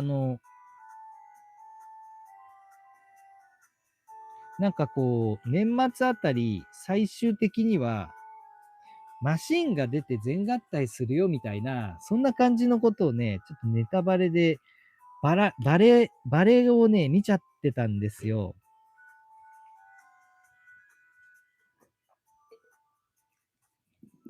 で、それがまあ、これになったってことなんですけど、最初はね、何のことって思いました。ロボじゃないのと。で、ジェットがなりきり武器になるみたいなネタバレだったんですけど、まあ、それはね、全くちょっとピンときてませんでした。だからまあ、ガセじゃんって思ってたんですけど、いや、実際そうだったからびっくりしましたね。でもまあ、よく考えてみると、そりゃそうで、ゼンカイザーって、主人公のゼンカイザーって、ゴレンジャーとジャッカー電撃隊が合体しているような、2000体をオマージュしている、はい、戦隊だったんですよね。ヒーローだったんですよね。だから、ゼンカイザーが担当してるパートは、ゴレンジャーとジャッカー電撃隊なんで、はい、当然ね、ロボット出てきてないんですよね。その2000体はね。マシンなんですよね。うん。だから、バリドリーンとか、あっこら辺ってことですよね。要は、オマージュ元としては。うん。だから、ロボじゃなくてマシンなんだっていうのは、非常に納得する部分があって、いや、それは、ああ、そうか、そうだよなっていうふうに、はい、思いまして、納得しましたね。へーって、うん、思いました。で、これは全力イーグルです。で、実はこれね、音声と、発光、ライトサウンドギミックが、メインで積んでいる、あの、玩具なんで、この状態でね、ここを押すと、全力イーグルの、銃撃音とかが鳴ったり、飛行音鳴ったりするんですけど、ちょっとね、制御が難しくてですね、結構遊んでるとずーっと音鳴ってるんで、生配信ではね、ちょっと邪魔かなと。でしかもオンオフできないんですよ、これ。うん。だから、電池外しておりますので、今回はライトサウンドギミックはちょっとオミットさせていただきます。で、はい。基本的にはライトサウンドギミックで遊ぶって感じで、特にジェットの状態でそれ以外のギミック等々があるわけではない感じですね。うん。でもまあ、まっとうなジェットとしてね、うん。結構かっこいいなって感じです。でね、ちゃんと顔も、うん。全開ザーっていうのがね、ちゃんとわかるような感じのね、うん。いい感じの、うん。かっこいいし、モチーフ通りの、はい。いいデザインだなと思います。で、こいつは、変形してなりきり銃に変形することができます。なりきり銃に変形するときは、こちらの、パーツの方を取り外しまして、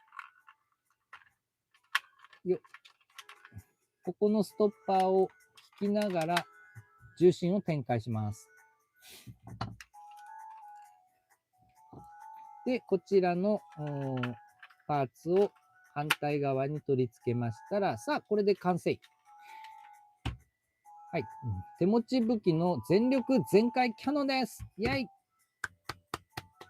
はい。この全力全開キャノンがゼンカイザーの最強武器って感じですね。うん。で、これはね、非常にでっかい武器になっておりまして、大人の僕が持っても結構でかいです。子供が持ったら相当でかいですね。だから銃というよりかはバズーカーに近い感じです。すごくね、サイズ的にはめちゃくちゃボリュームがあって、うん。なりきり玩具としてはすごくいいです。しかもね、ここにはゼンカイジャーまでの45戦隊のね、レッドの顔がずらっと並んでいます。いいですね、これもね。うん。で、またね、音声もすごく多彩な音声入ってるので、これも面白いところですね。いろんな、必殺音声が鳴ります。ね、これが全力全開キャノンの遊び方ですね。これもね、すごくいいですね。だから、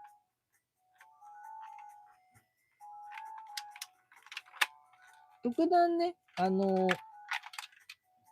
おまけモードっちゃあれですけど、やっぱりどこまで行っても、全合体用のパーツ、中央パーツとして後付けで出された、メカなんで、うん、まあ、それ以外のね、全合体以外はおまけモードかなと思いきや、かなり遊びが豊富ですよね。うん。で、また一つ一つの遊びのクオリティもね、意外と高いんで、うん。これ単体でもね、結構、うん。変形する、ジェットに変形するなりきり武器ってだけでも、結構ボリュームがあってね、すごくいいものだなと思います。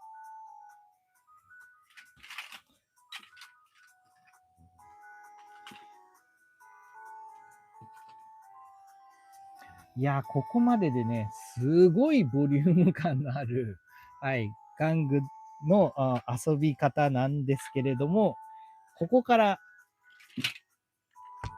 よいしょ。ついに、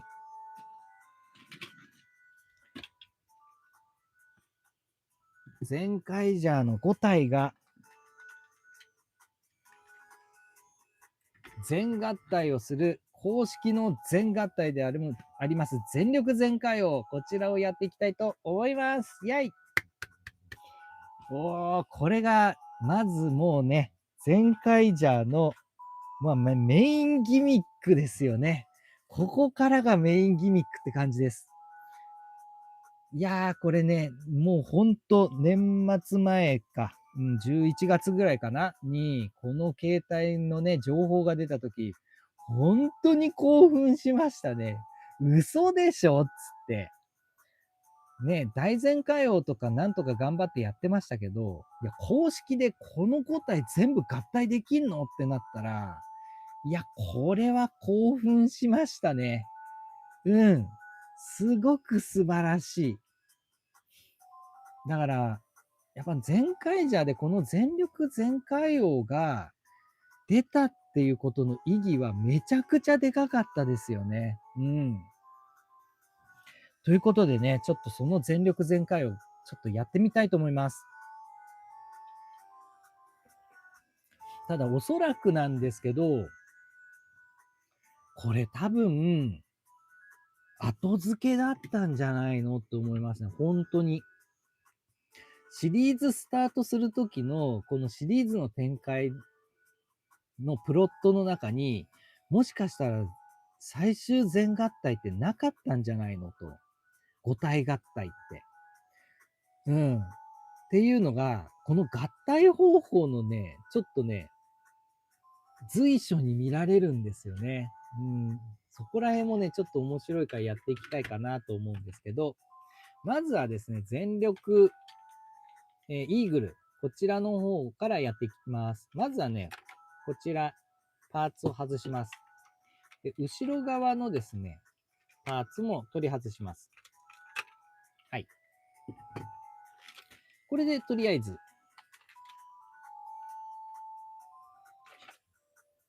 本体は開けておきます。で、ガオンからやっていきましょうから。ガオン。こちら爪を取り外しまして、はい。そうしましたら、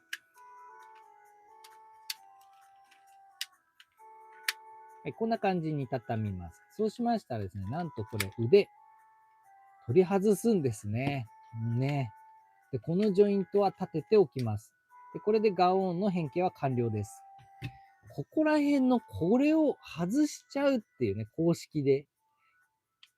これ結構大胆ですよね。竜ソージャーの時とかもね、胴体のジョイントガボってね、外せっていうのがありますけど、いや、ここら辺もなんか最初の想定からするとだいぶ頑張ってるというかね、思い切った変形ですよね。はい、そして、ジュランの方も基本的にはガオーンと同じような変形をしまして、腕取り外します。で、ジョイント伸ばしておくと。はい、こんな感じですね。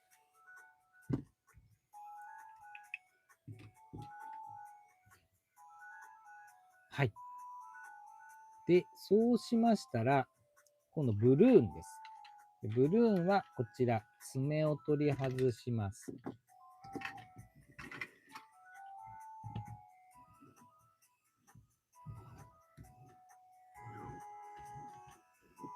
はい。そうしましたら、腕取り外しまして、で、ガボッと開きます。はい。そうしましたら、こちらも、はい。下半身パーツは取り外します。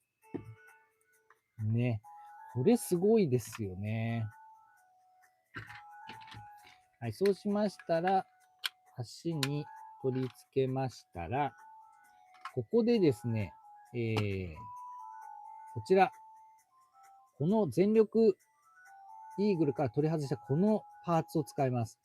でね、このパーツもすごくて、ここにね、バネで伸縮するギミック、ジョイントがあるんですけど、ここをね、この隙間に、ジョイントをね、バネでこう引っ掛けながら入れろっつうんですね。いや、これはすごい、子供には難しいだろうっていう感じです。で、しかも、この状態では入んないんですね。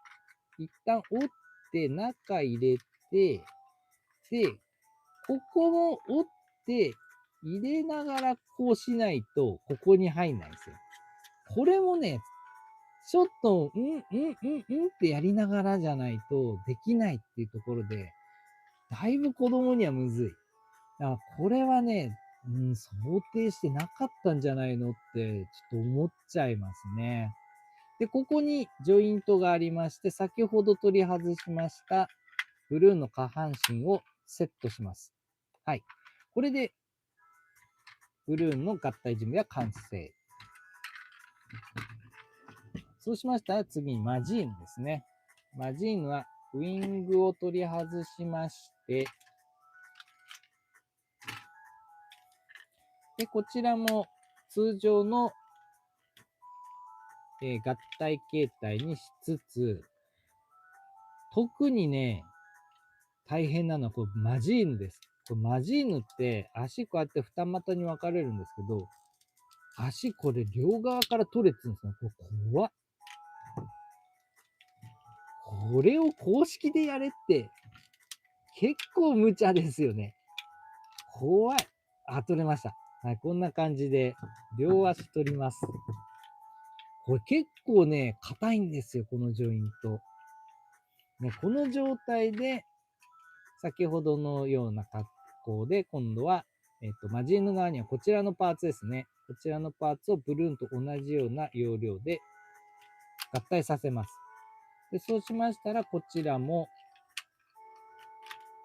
こんな感じで足を逃がしながら、この位置に、持ってきます。で、そうしましたら、マジーヌの方はですね、両足をジョイントで合体して一つにまとめます。そうしましたら、このジョイントですね。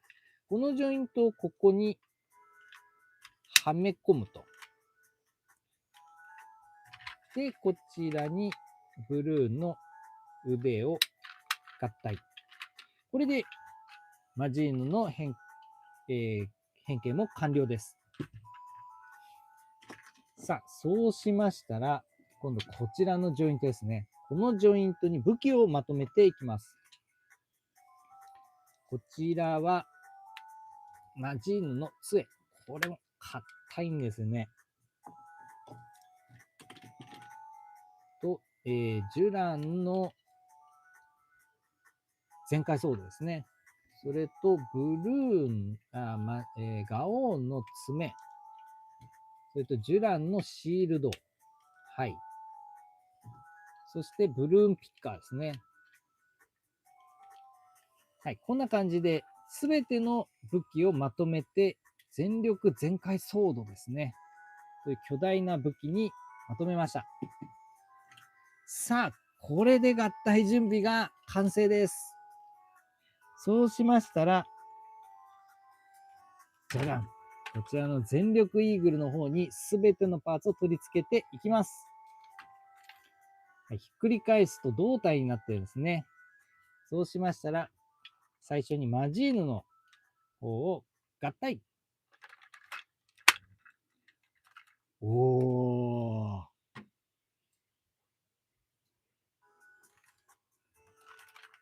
続きまして、ブルーン、合体。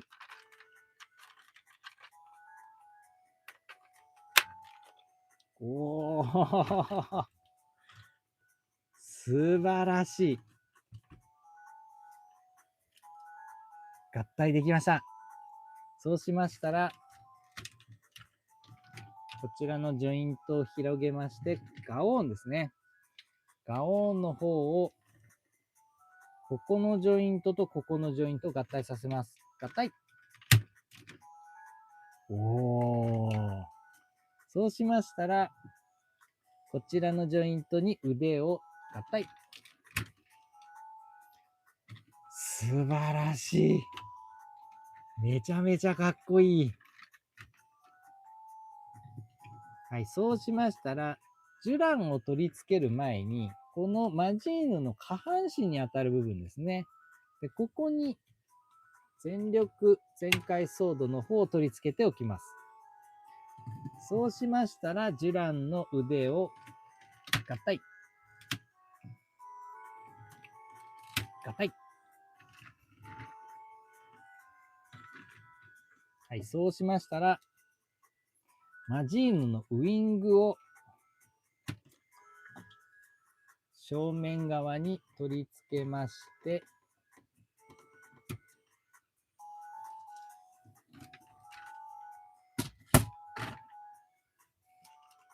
最後に、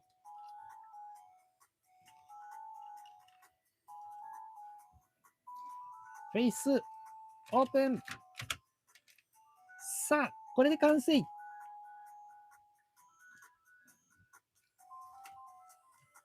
全力全開オーダーイエーイ。おー、さすが、めちゃくちゃかっこいい。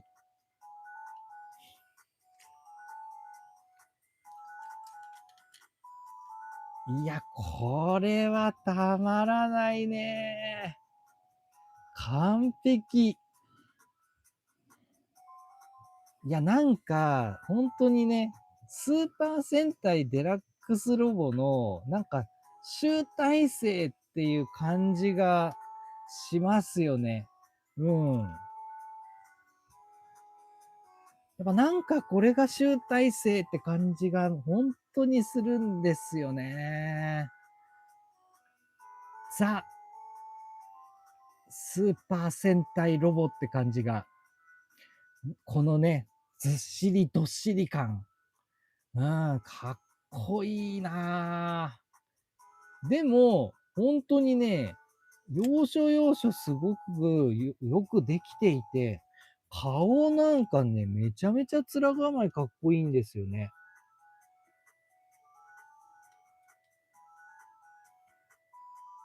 ゼカイジャーのデラックスロボで、なんかね、スーパーゼンカイザーとかね、スーパーゼンカイ王とかの系譜からしたら、もうちょっとエキセントリックなやつになるのかなって思ったんですけど、いやー、蓋開けてみたら、まっとうにかっこいい顔してんのね。本当に。すげえいいですよね。45って書いてますけど、頬に。いや、ここら辺はね、すごくいいなと思います。で、またね、ここら辺はスーパー戦隊のなんかジャンルのマークになってて、ここら辺をこうやってね、ギアを回して、で、ここでね、トリガーを押すと、それに合った、音声が鳴ってくれるってことですね。うん。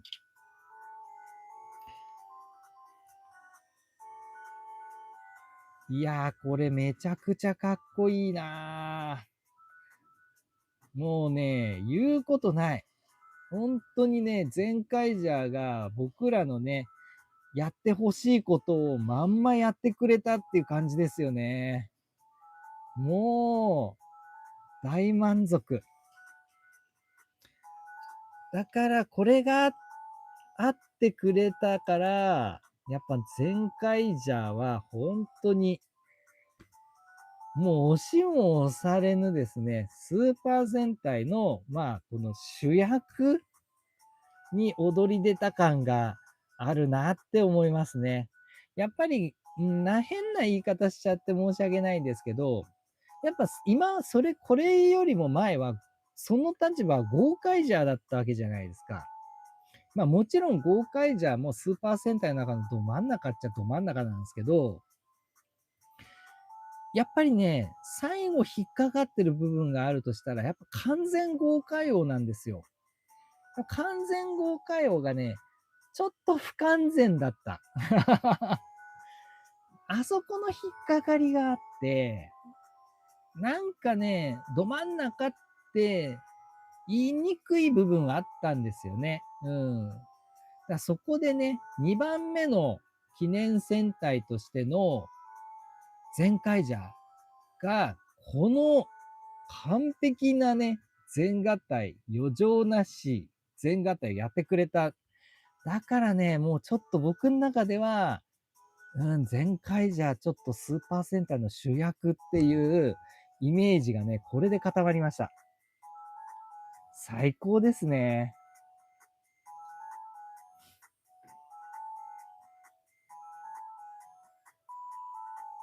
と、男仮面ライダーセイバーさん、衝撃でしたね。全力全開王が出た時ってことですよね。ほんと。チアラさん、ギャバリオン見ると、これを思い出しました。ギャバリオンのね、銃からジェットっていうかね、戦艦になるってやつですよね。確かに確かに。逆に僕は、この配信でも言いましたけど、当初はね、まっとうに宇宙刑事っていうもののレイヤー1をやると思っちゃったので、で、昨今のね、そのロボット不況であるとか、全然玩具が売れないとかっていう理由だっていうふうに最初言ってたじゃないですか。まことしやかに。で、公式の方でもそういう話を持ち出してきたんで、当然その話が建前上ど真ん中にあるのは間違いないんですよね。うん。で、その理由で考えたら、もしかしてロボット出ないんじゃないと。だから、銃のなりきりからの戦艦、あるいは3パターン目があったとしても、ドルギランとかドラゴンになるとか、そういう感じなんじゃないのかっていうふうに当初思ってたんで、そう考えてみたら、ギャバリオンは結構思っていたよりも、だいぶスーパー戦隊だったからそういう意味では良かったなっていうふうには思ってます。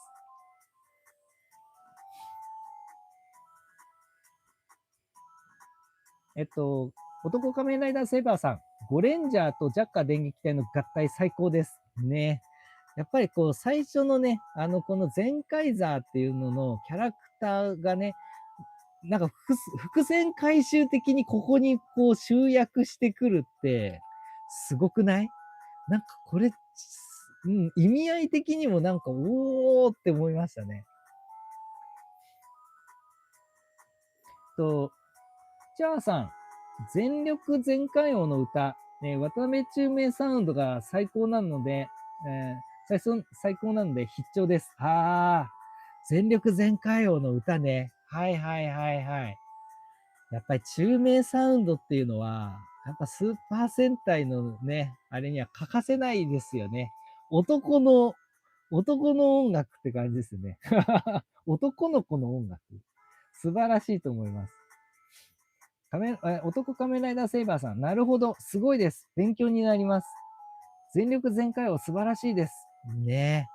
本当にこのね、全力全開王っていうのが出てきてくれて、本当に嬉しかったですね。シャアさん、音声がまさかの銀河万丈さん。渋いんですよね、とにかく。なんで銀河万丈さんなのかわかんないですけどね。ギレン総統ね。すっごく渋くて、僕はね、ロボオタであり、ガンオタである僕からするとね、ちょっとね、嬉しい、すごく嬉しい、サプライズでしたけど。ケイタさん、かっこいい。この横幅があってどっしりしてるのが好き。ねえ。やっぱこの迫力ですよね。このド迫力。このド迫力って感じですよね。これが、やっぱこうど真ん中ですよね。ロボのね。男仮面ライダーセイバーさん。全カイジャー、ゴーカイジャー、50ジャーは集大成ロボですね。いや、もうほんとそうですね。やっぱ記念戦隊の、まあ最初はね、ゴーカイジャーじゃないですか。でこのゴーカイジャーからの警報を継いで、全カイジャーってもう結構集大成みたいな感じになりましたけどね。うん。でね、まあ、なんかこのね、お話もね、すごく良かったし、綺麗にまとまったしね。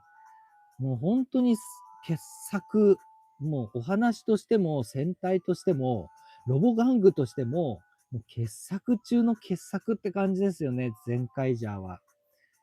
だからね、そこから次の5年で、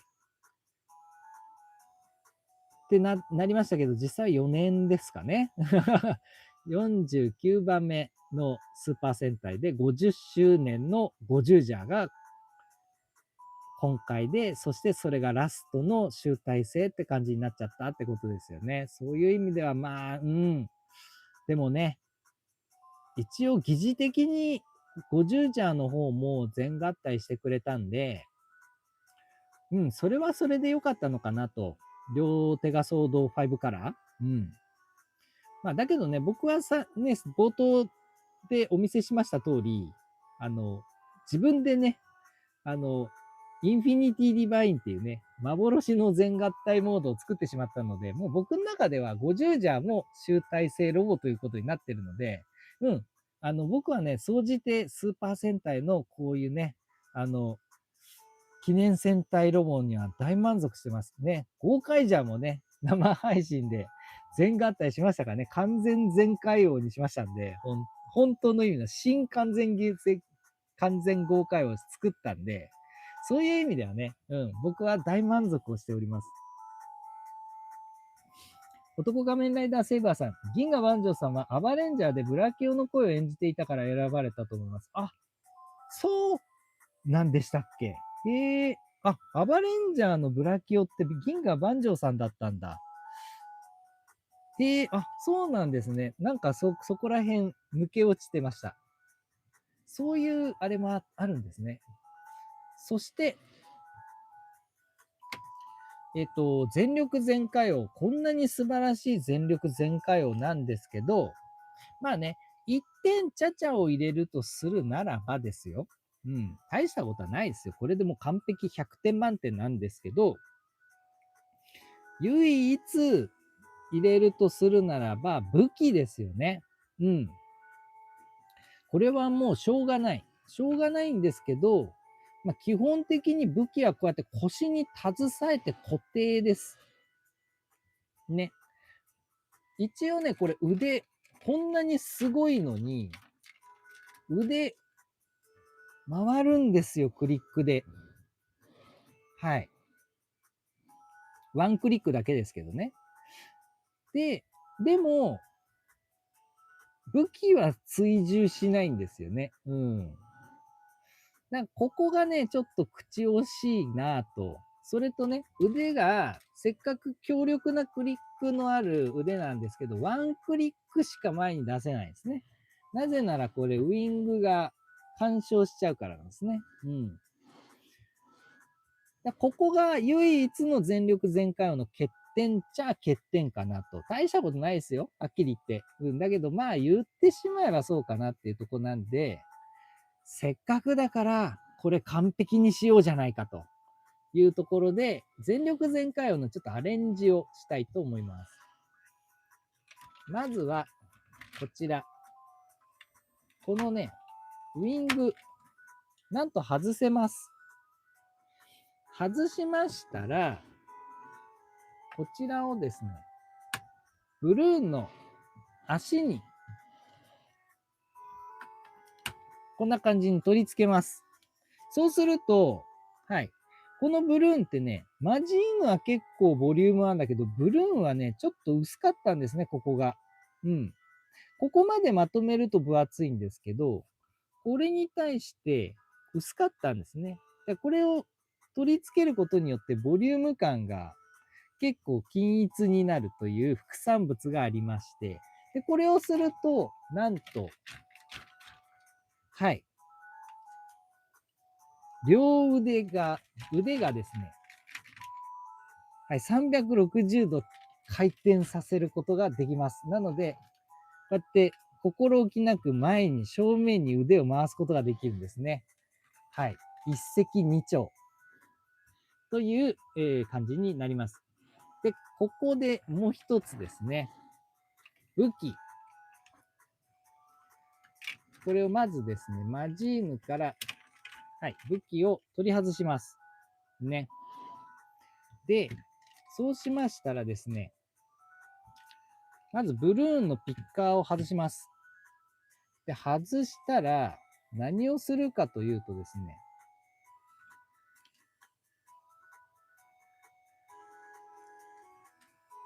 このジュランのここのね、前足の爪ですね。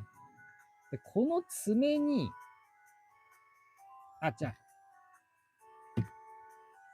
少々お待ちください。ごめんなさい。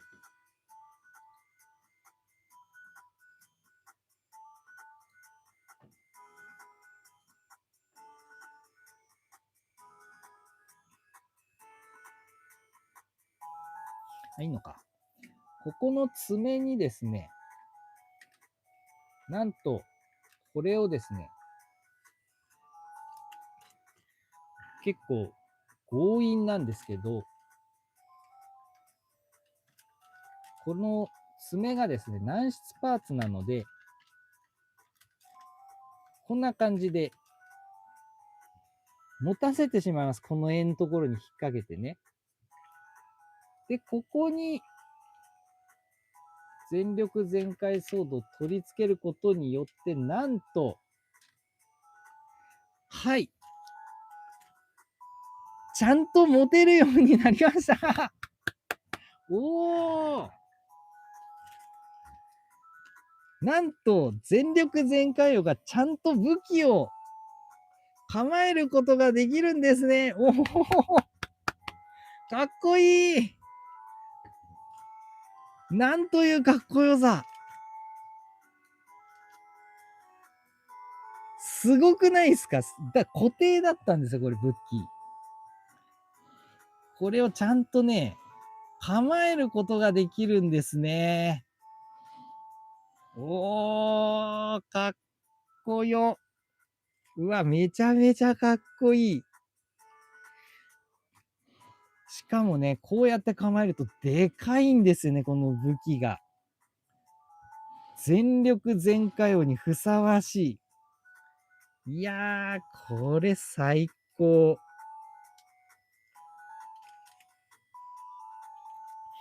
もう完璧。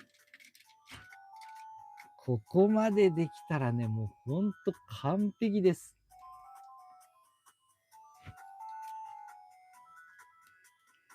いや、嬉しいな。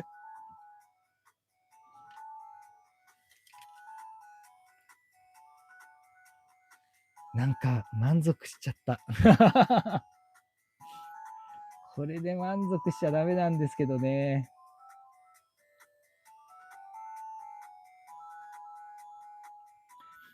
男仮面ライダーセーバーさん。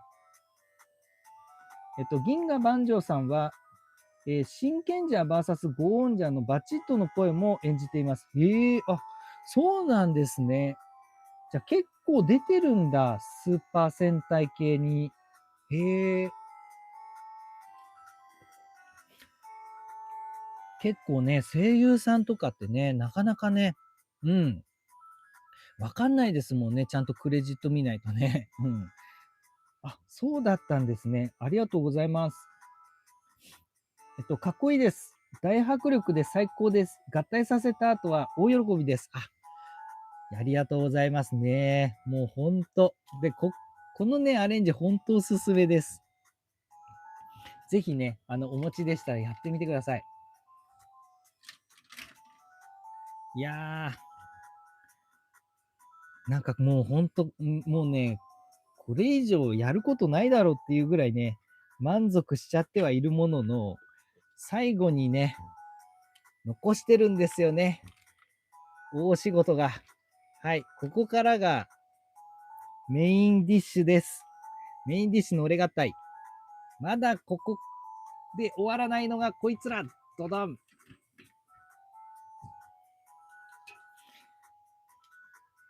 まだこいつらが残ってるんですね。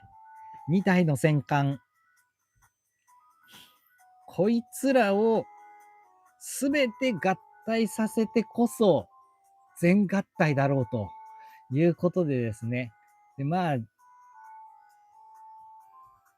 およそできないんですけど、頑張ってですね、ちょっと、俺合体、全合体をやってみました。なので、ちょっとね、今日のメインディッシュ、すべての全開マシンを合体させた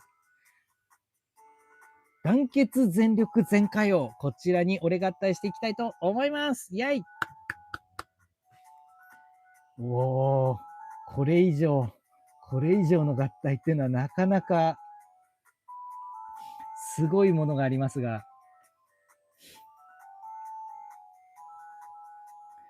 はい、やっていきたいと思います。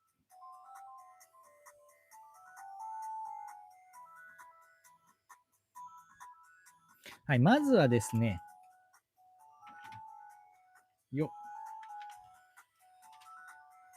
こいつですね。はい。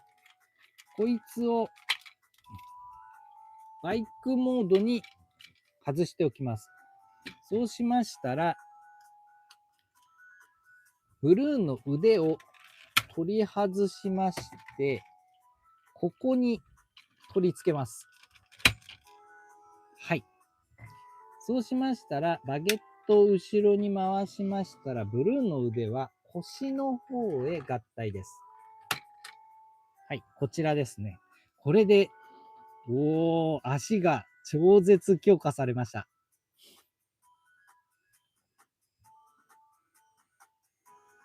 はい、そうしましたら、先ほどの全力全開キャノンは取り外しまして、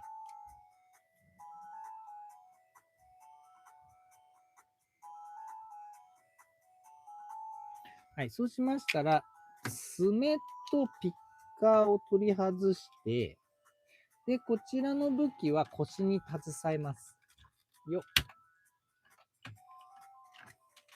腰に戻しておきます。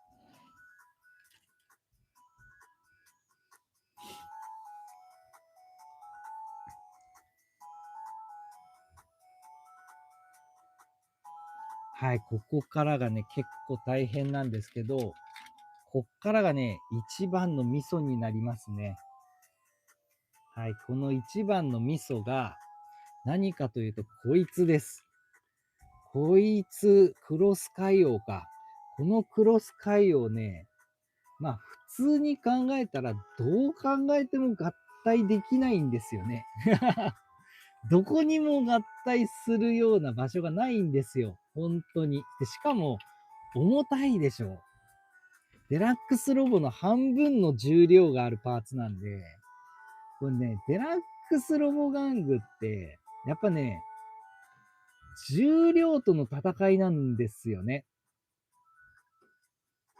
だからこの重量との戦いで、やるのにね、なかなか大変なんですけれども、はい、これをね、なんとか合体させました。どうやるかと言いますと、こちらです。腕ね。この腕をですね、上に回します。腕をね、上に回したら、爪をですね、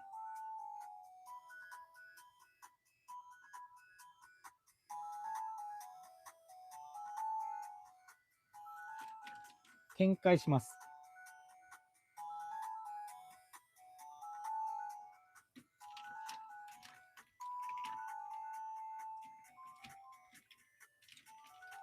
あ、こうか。失礼いたしました。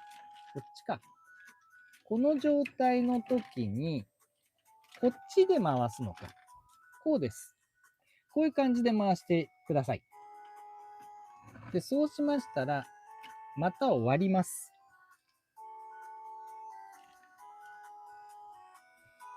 はい、そうしましたら、クロスカイをですね。でこのクロス海洋の方に、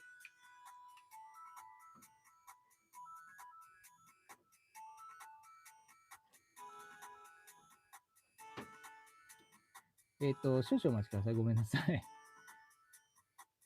僕のね、ちょっと思い出しやってるもんで。あ、これか。はい。このクロス海洋の方の腕にですね、ピッカーを持たせます。こういう感じですね。はい。そうしましたら、この合体のね、腕のジョイントの方を、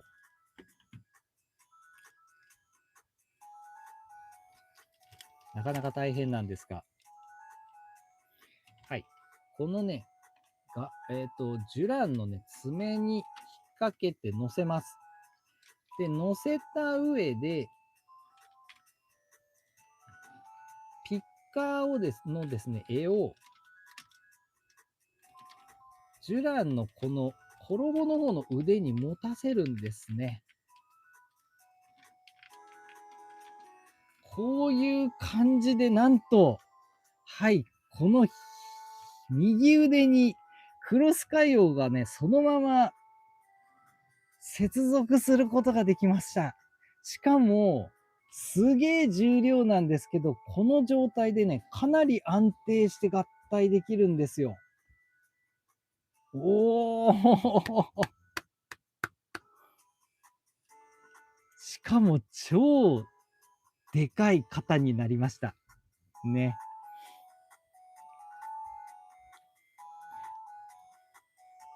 で、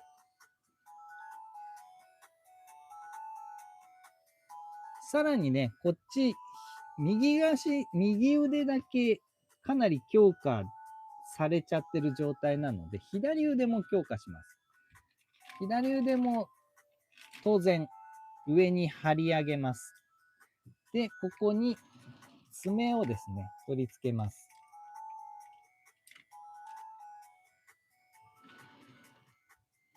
はい、これで、ちょっとしたバランスを右と左で取ります。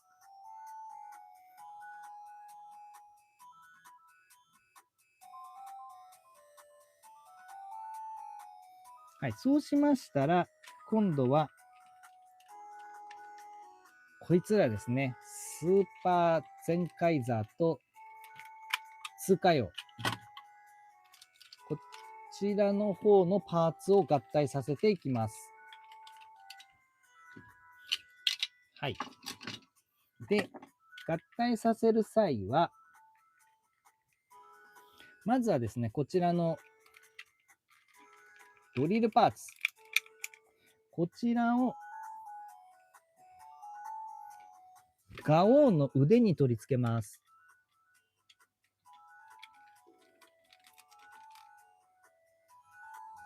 はい、こんな感じですね。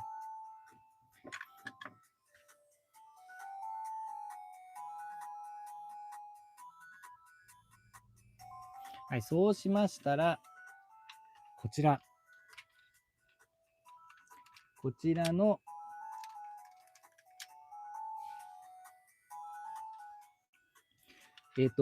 ゼンカイザーですね。ゼンカイザーを伸ばしまして、で、顔をですね、入れ込みます。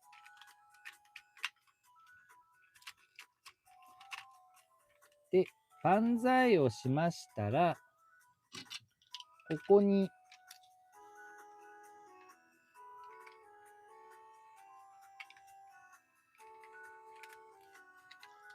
肩に、キャノン砲を取り付けます。はい、こんな感じですね。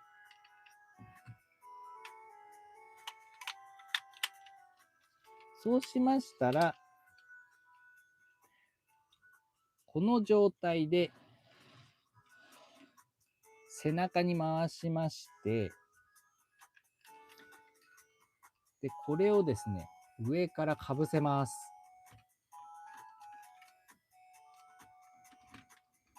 こんな感じですね。で、そうしましたら、この全力全開キャノンの柄をですね、このスーパー全開座の足に挟み込んで、ここで固定です。するとですね、なんとここでジャストフィットするんですね。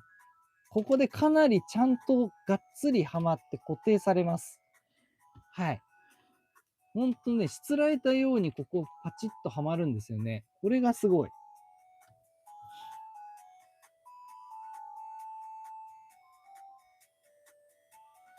はい。そうしましたら、今度、スーパーツーカイザーですね。こいつを取り外します。それとここで、カッタナーとリッキーですね。こいつらも忘れちゃいけません。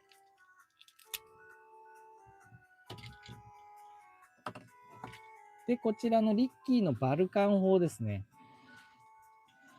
で、このバルカン砲は、正面側に取り付けておきます。ここですね。はい。ここでちゃんと銃口を前に向けておきます。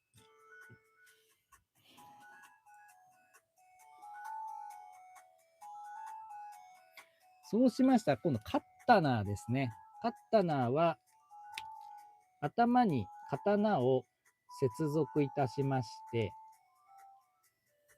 そうしましたらですね、こちら、ガオーンですね。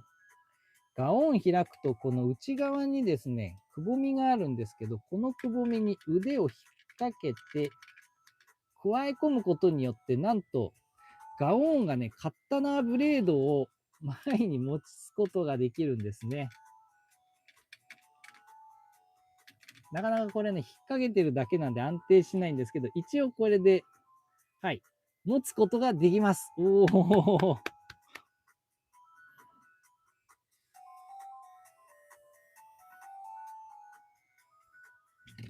はい。そうしましたら、こちら腕をですね、ちょっと斜めにしてみたりして、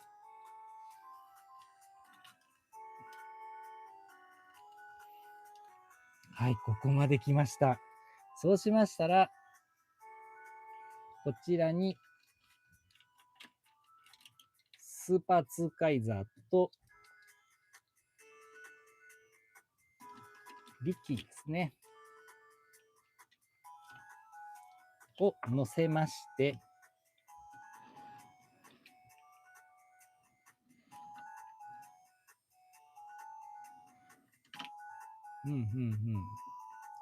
やり忘れはないね。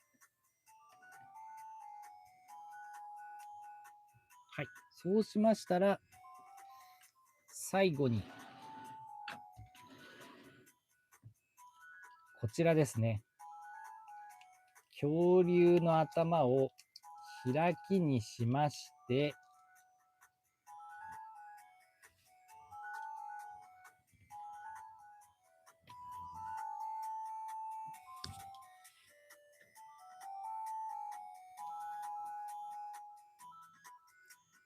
はい、こちらを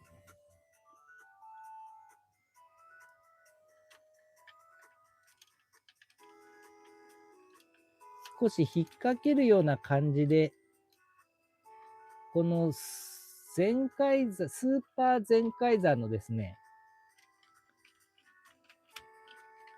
頭の渋みと、この両サイにこうやって引っ掛けて固定をいたしまして、さあ、これで完成。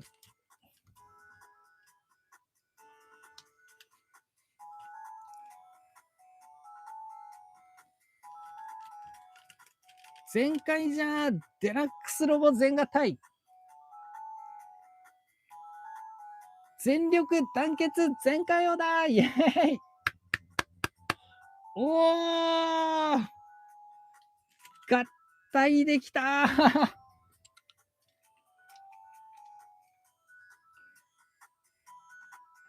これは素晴らしい。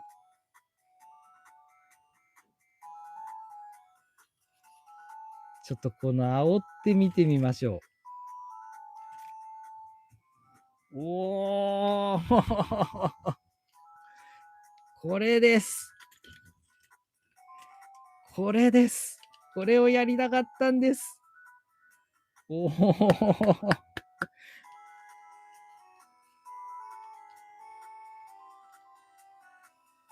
これですね。かっこいい。もうね、全力全開音の段階でバカでかかったんですけど、いや、それに輪をかけて超絶でかくなりました。しかも、見ていただいた通り、これ一切のジョイントパーツ追加とかありません。もう完全に元ある状態のジョイントのみで構成してますので、はい、ゼンカイジャーのデラックスシリーズをお持ちの方だったらどなたでも再現することが可能です。何も改造とかを施さないで、全合体ですよ。しかも、すげえまとまってません？いや、これめちゃめちゃいいっしょ。もうね、これです。だから、もう全力全開音の段階でもう本当にね、大満足の、シリーズでね、もう完全にスーパー戦隊の主役に躍り出てる、はい、そういうスーパー戦隊なんですが、さらにですね、この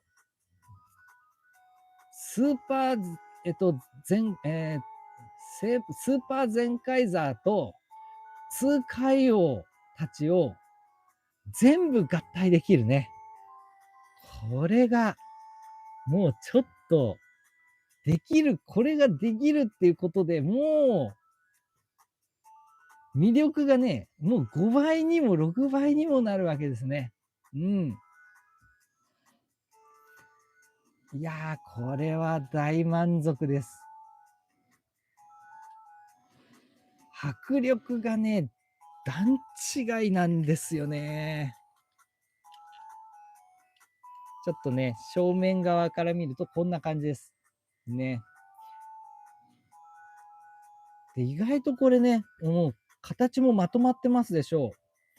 で、このクロス海洋って本当にね、できないんですよ、本当に。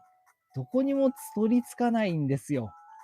でこれをね、腕にこうバコーンとね、巨大な肩のね、武器として取り付けられてるっていうのは本当に、しかもね、すごい安定して合体してるんですよね。一軸なんですけど、ここで。でもここで引っ掛けて、でね、ここの肩にもね、実はちょっと引っかかってるんですよね。だから重量をこの2点で押さえてる感じ。で、外れないようにここでジョイントしてる感じ。これでね、あんな重たいものがここにまとまってくれてるっていうのが、いや、ほんとちょっとたまらんぐらいすごいんですよね。で、またね、ちょっとこのバランスを取るように、巨大なドリルとかの武器は、こちら側にまとめてね、うん。両サイドにこう、ボリュームを散らして、バランスよくしているというね。うん。で、こっちは全力全開ソードで、こっちはカッタナーっていうね。うん。だから両手持ちなんですよね。両手武器持ち。両手剣です。で、またね、ここにはね、肩に携えたね、うん。スマートライフルのような状態で、ガトリングガンもね、巨大なガトリングガンを装備しているような感じなので、うん。これでもう完璧なんじゃないんでしょうか。おー、ちょっと、やばいっすね。嬉しすぎる。もう一回煽ってみよう。やばい、かっこいい。いや、たまんないっすね、これ。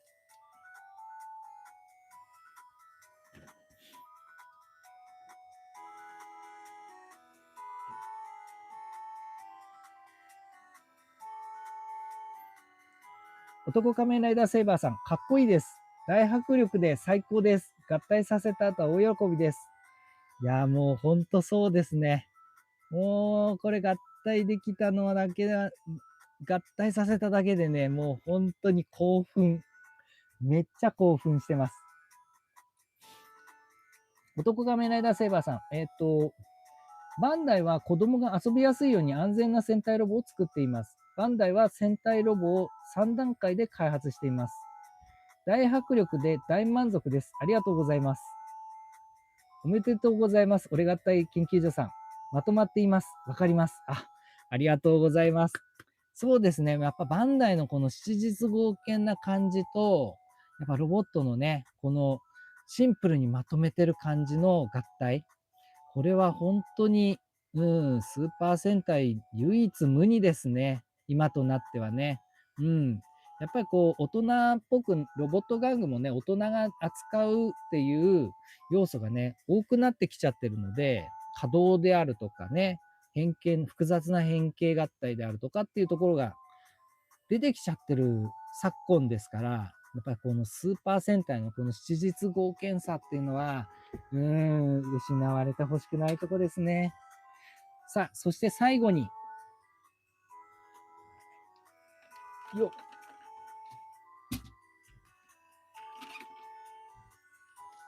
はい。一応ね、今持ち上げたように、こんなに巨大なやつですけど、ちゃんと持ってなんぼできるんですよ。持っててなんぼなんですよ。ほら。いや、もちろん、大人の僕がね、片手で持って、相当ヒーコラやって持ってるぐらいなんで、子供はちょっと難しいんですが、それぐらいの合体強度があるということですね。そして、ドドドドドドドドド。ドドン。はい、ここで出てくるわけですね。インフィニティディバイン。おーすげえなんという情報量。今日はこれがやりたかったんです。この絵面が。すっごい。はい。45番目のスーパー戦隊の強化合体全合体。団結全力全開王と50周年の最後の、はい、スーパー戦隊の最終強化合体。俺合体。両手がソードインフィニティディバイン。おお記念戦隊のダブルの全合体。いやー、なんていう贅沢な、なんという贅沢な絵面か。これがスーパー戦隊ですよね。感慨深いな。これがスーパー戦隊の良さなんですよ。いやー、大満足です。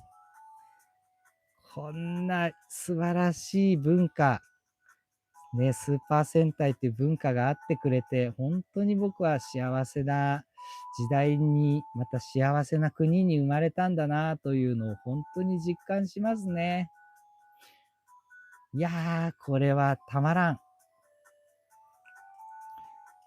やっぱりね、これはね、終わらせちゃいけないよ。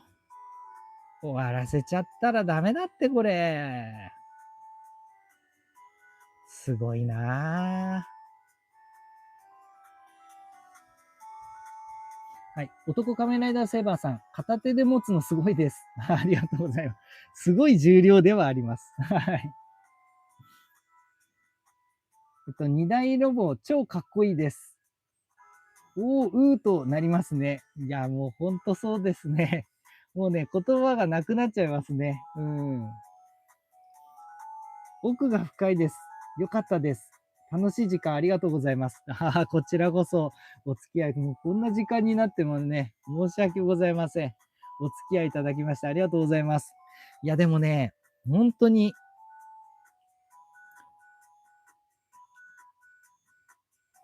このね、50じゃもう、ね、本当は僕、強化合体って50じゃ本当はないんじゃないかって思ってました。バリエーションだけ。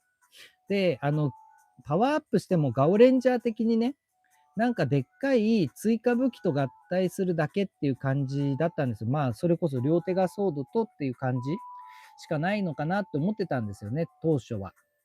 だけどね、ちゃんとホワイトバーンに強化、ね、2体ロボで強化合体できたし、ね、両手がソードも、ね、公式ではね、5カラーに、部分的にね、全合体をしてくれたし、で、またね、俺合体でやれば、すべてのね、武器を取り付けた、ね、この全合体モードもできたし、蓋を開けてみたらね、もうほんと大満足のロボットになってくれました。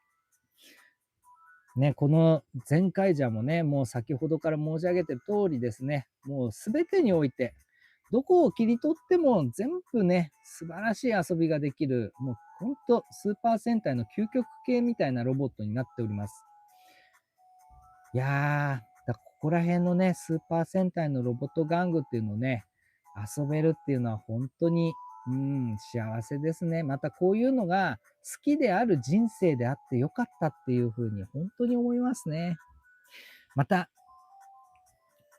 まあね、あともう少し、2月、あと何週かで50じゃもう終わってしまいますからね。で、これによってスーパー戦隊っていう文化も一つの区切りを迎えてしまうわけです。うーん。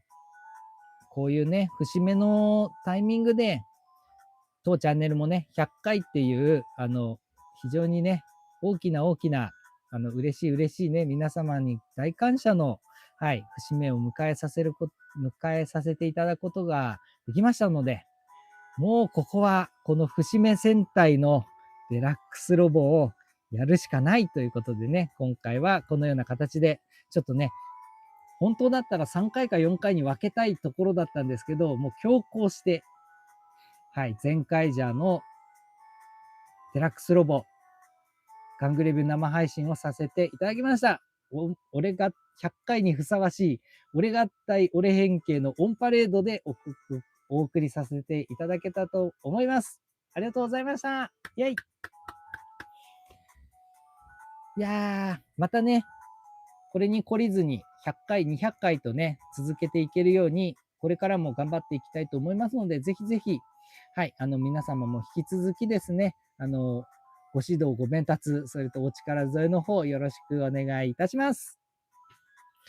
いやー、今日は大満足だったな。そして、長い時間になってしまいまして、申し訳ございません。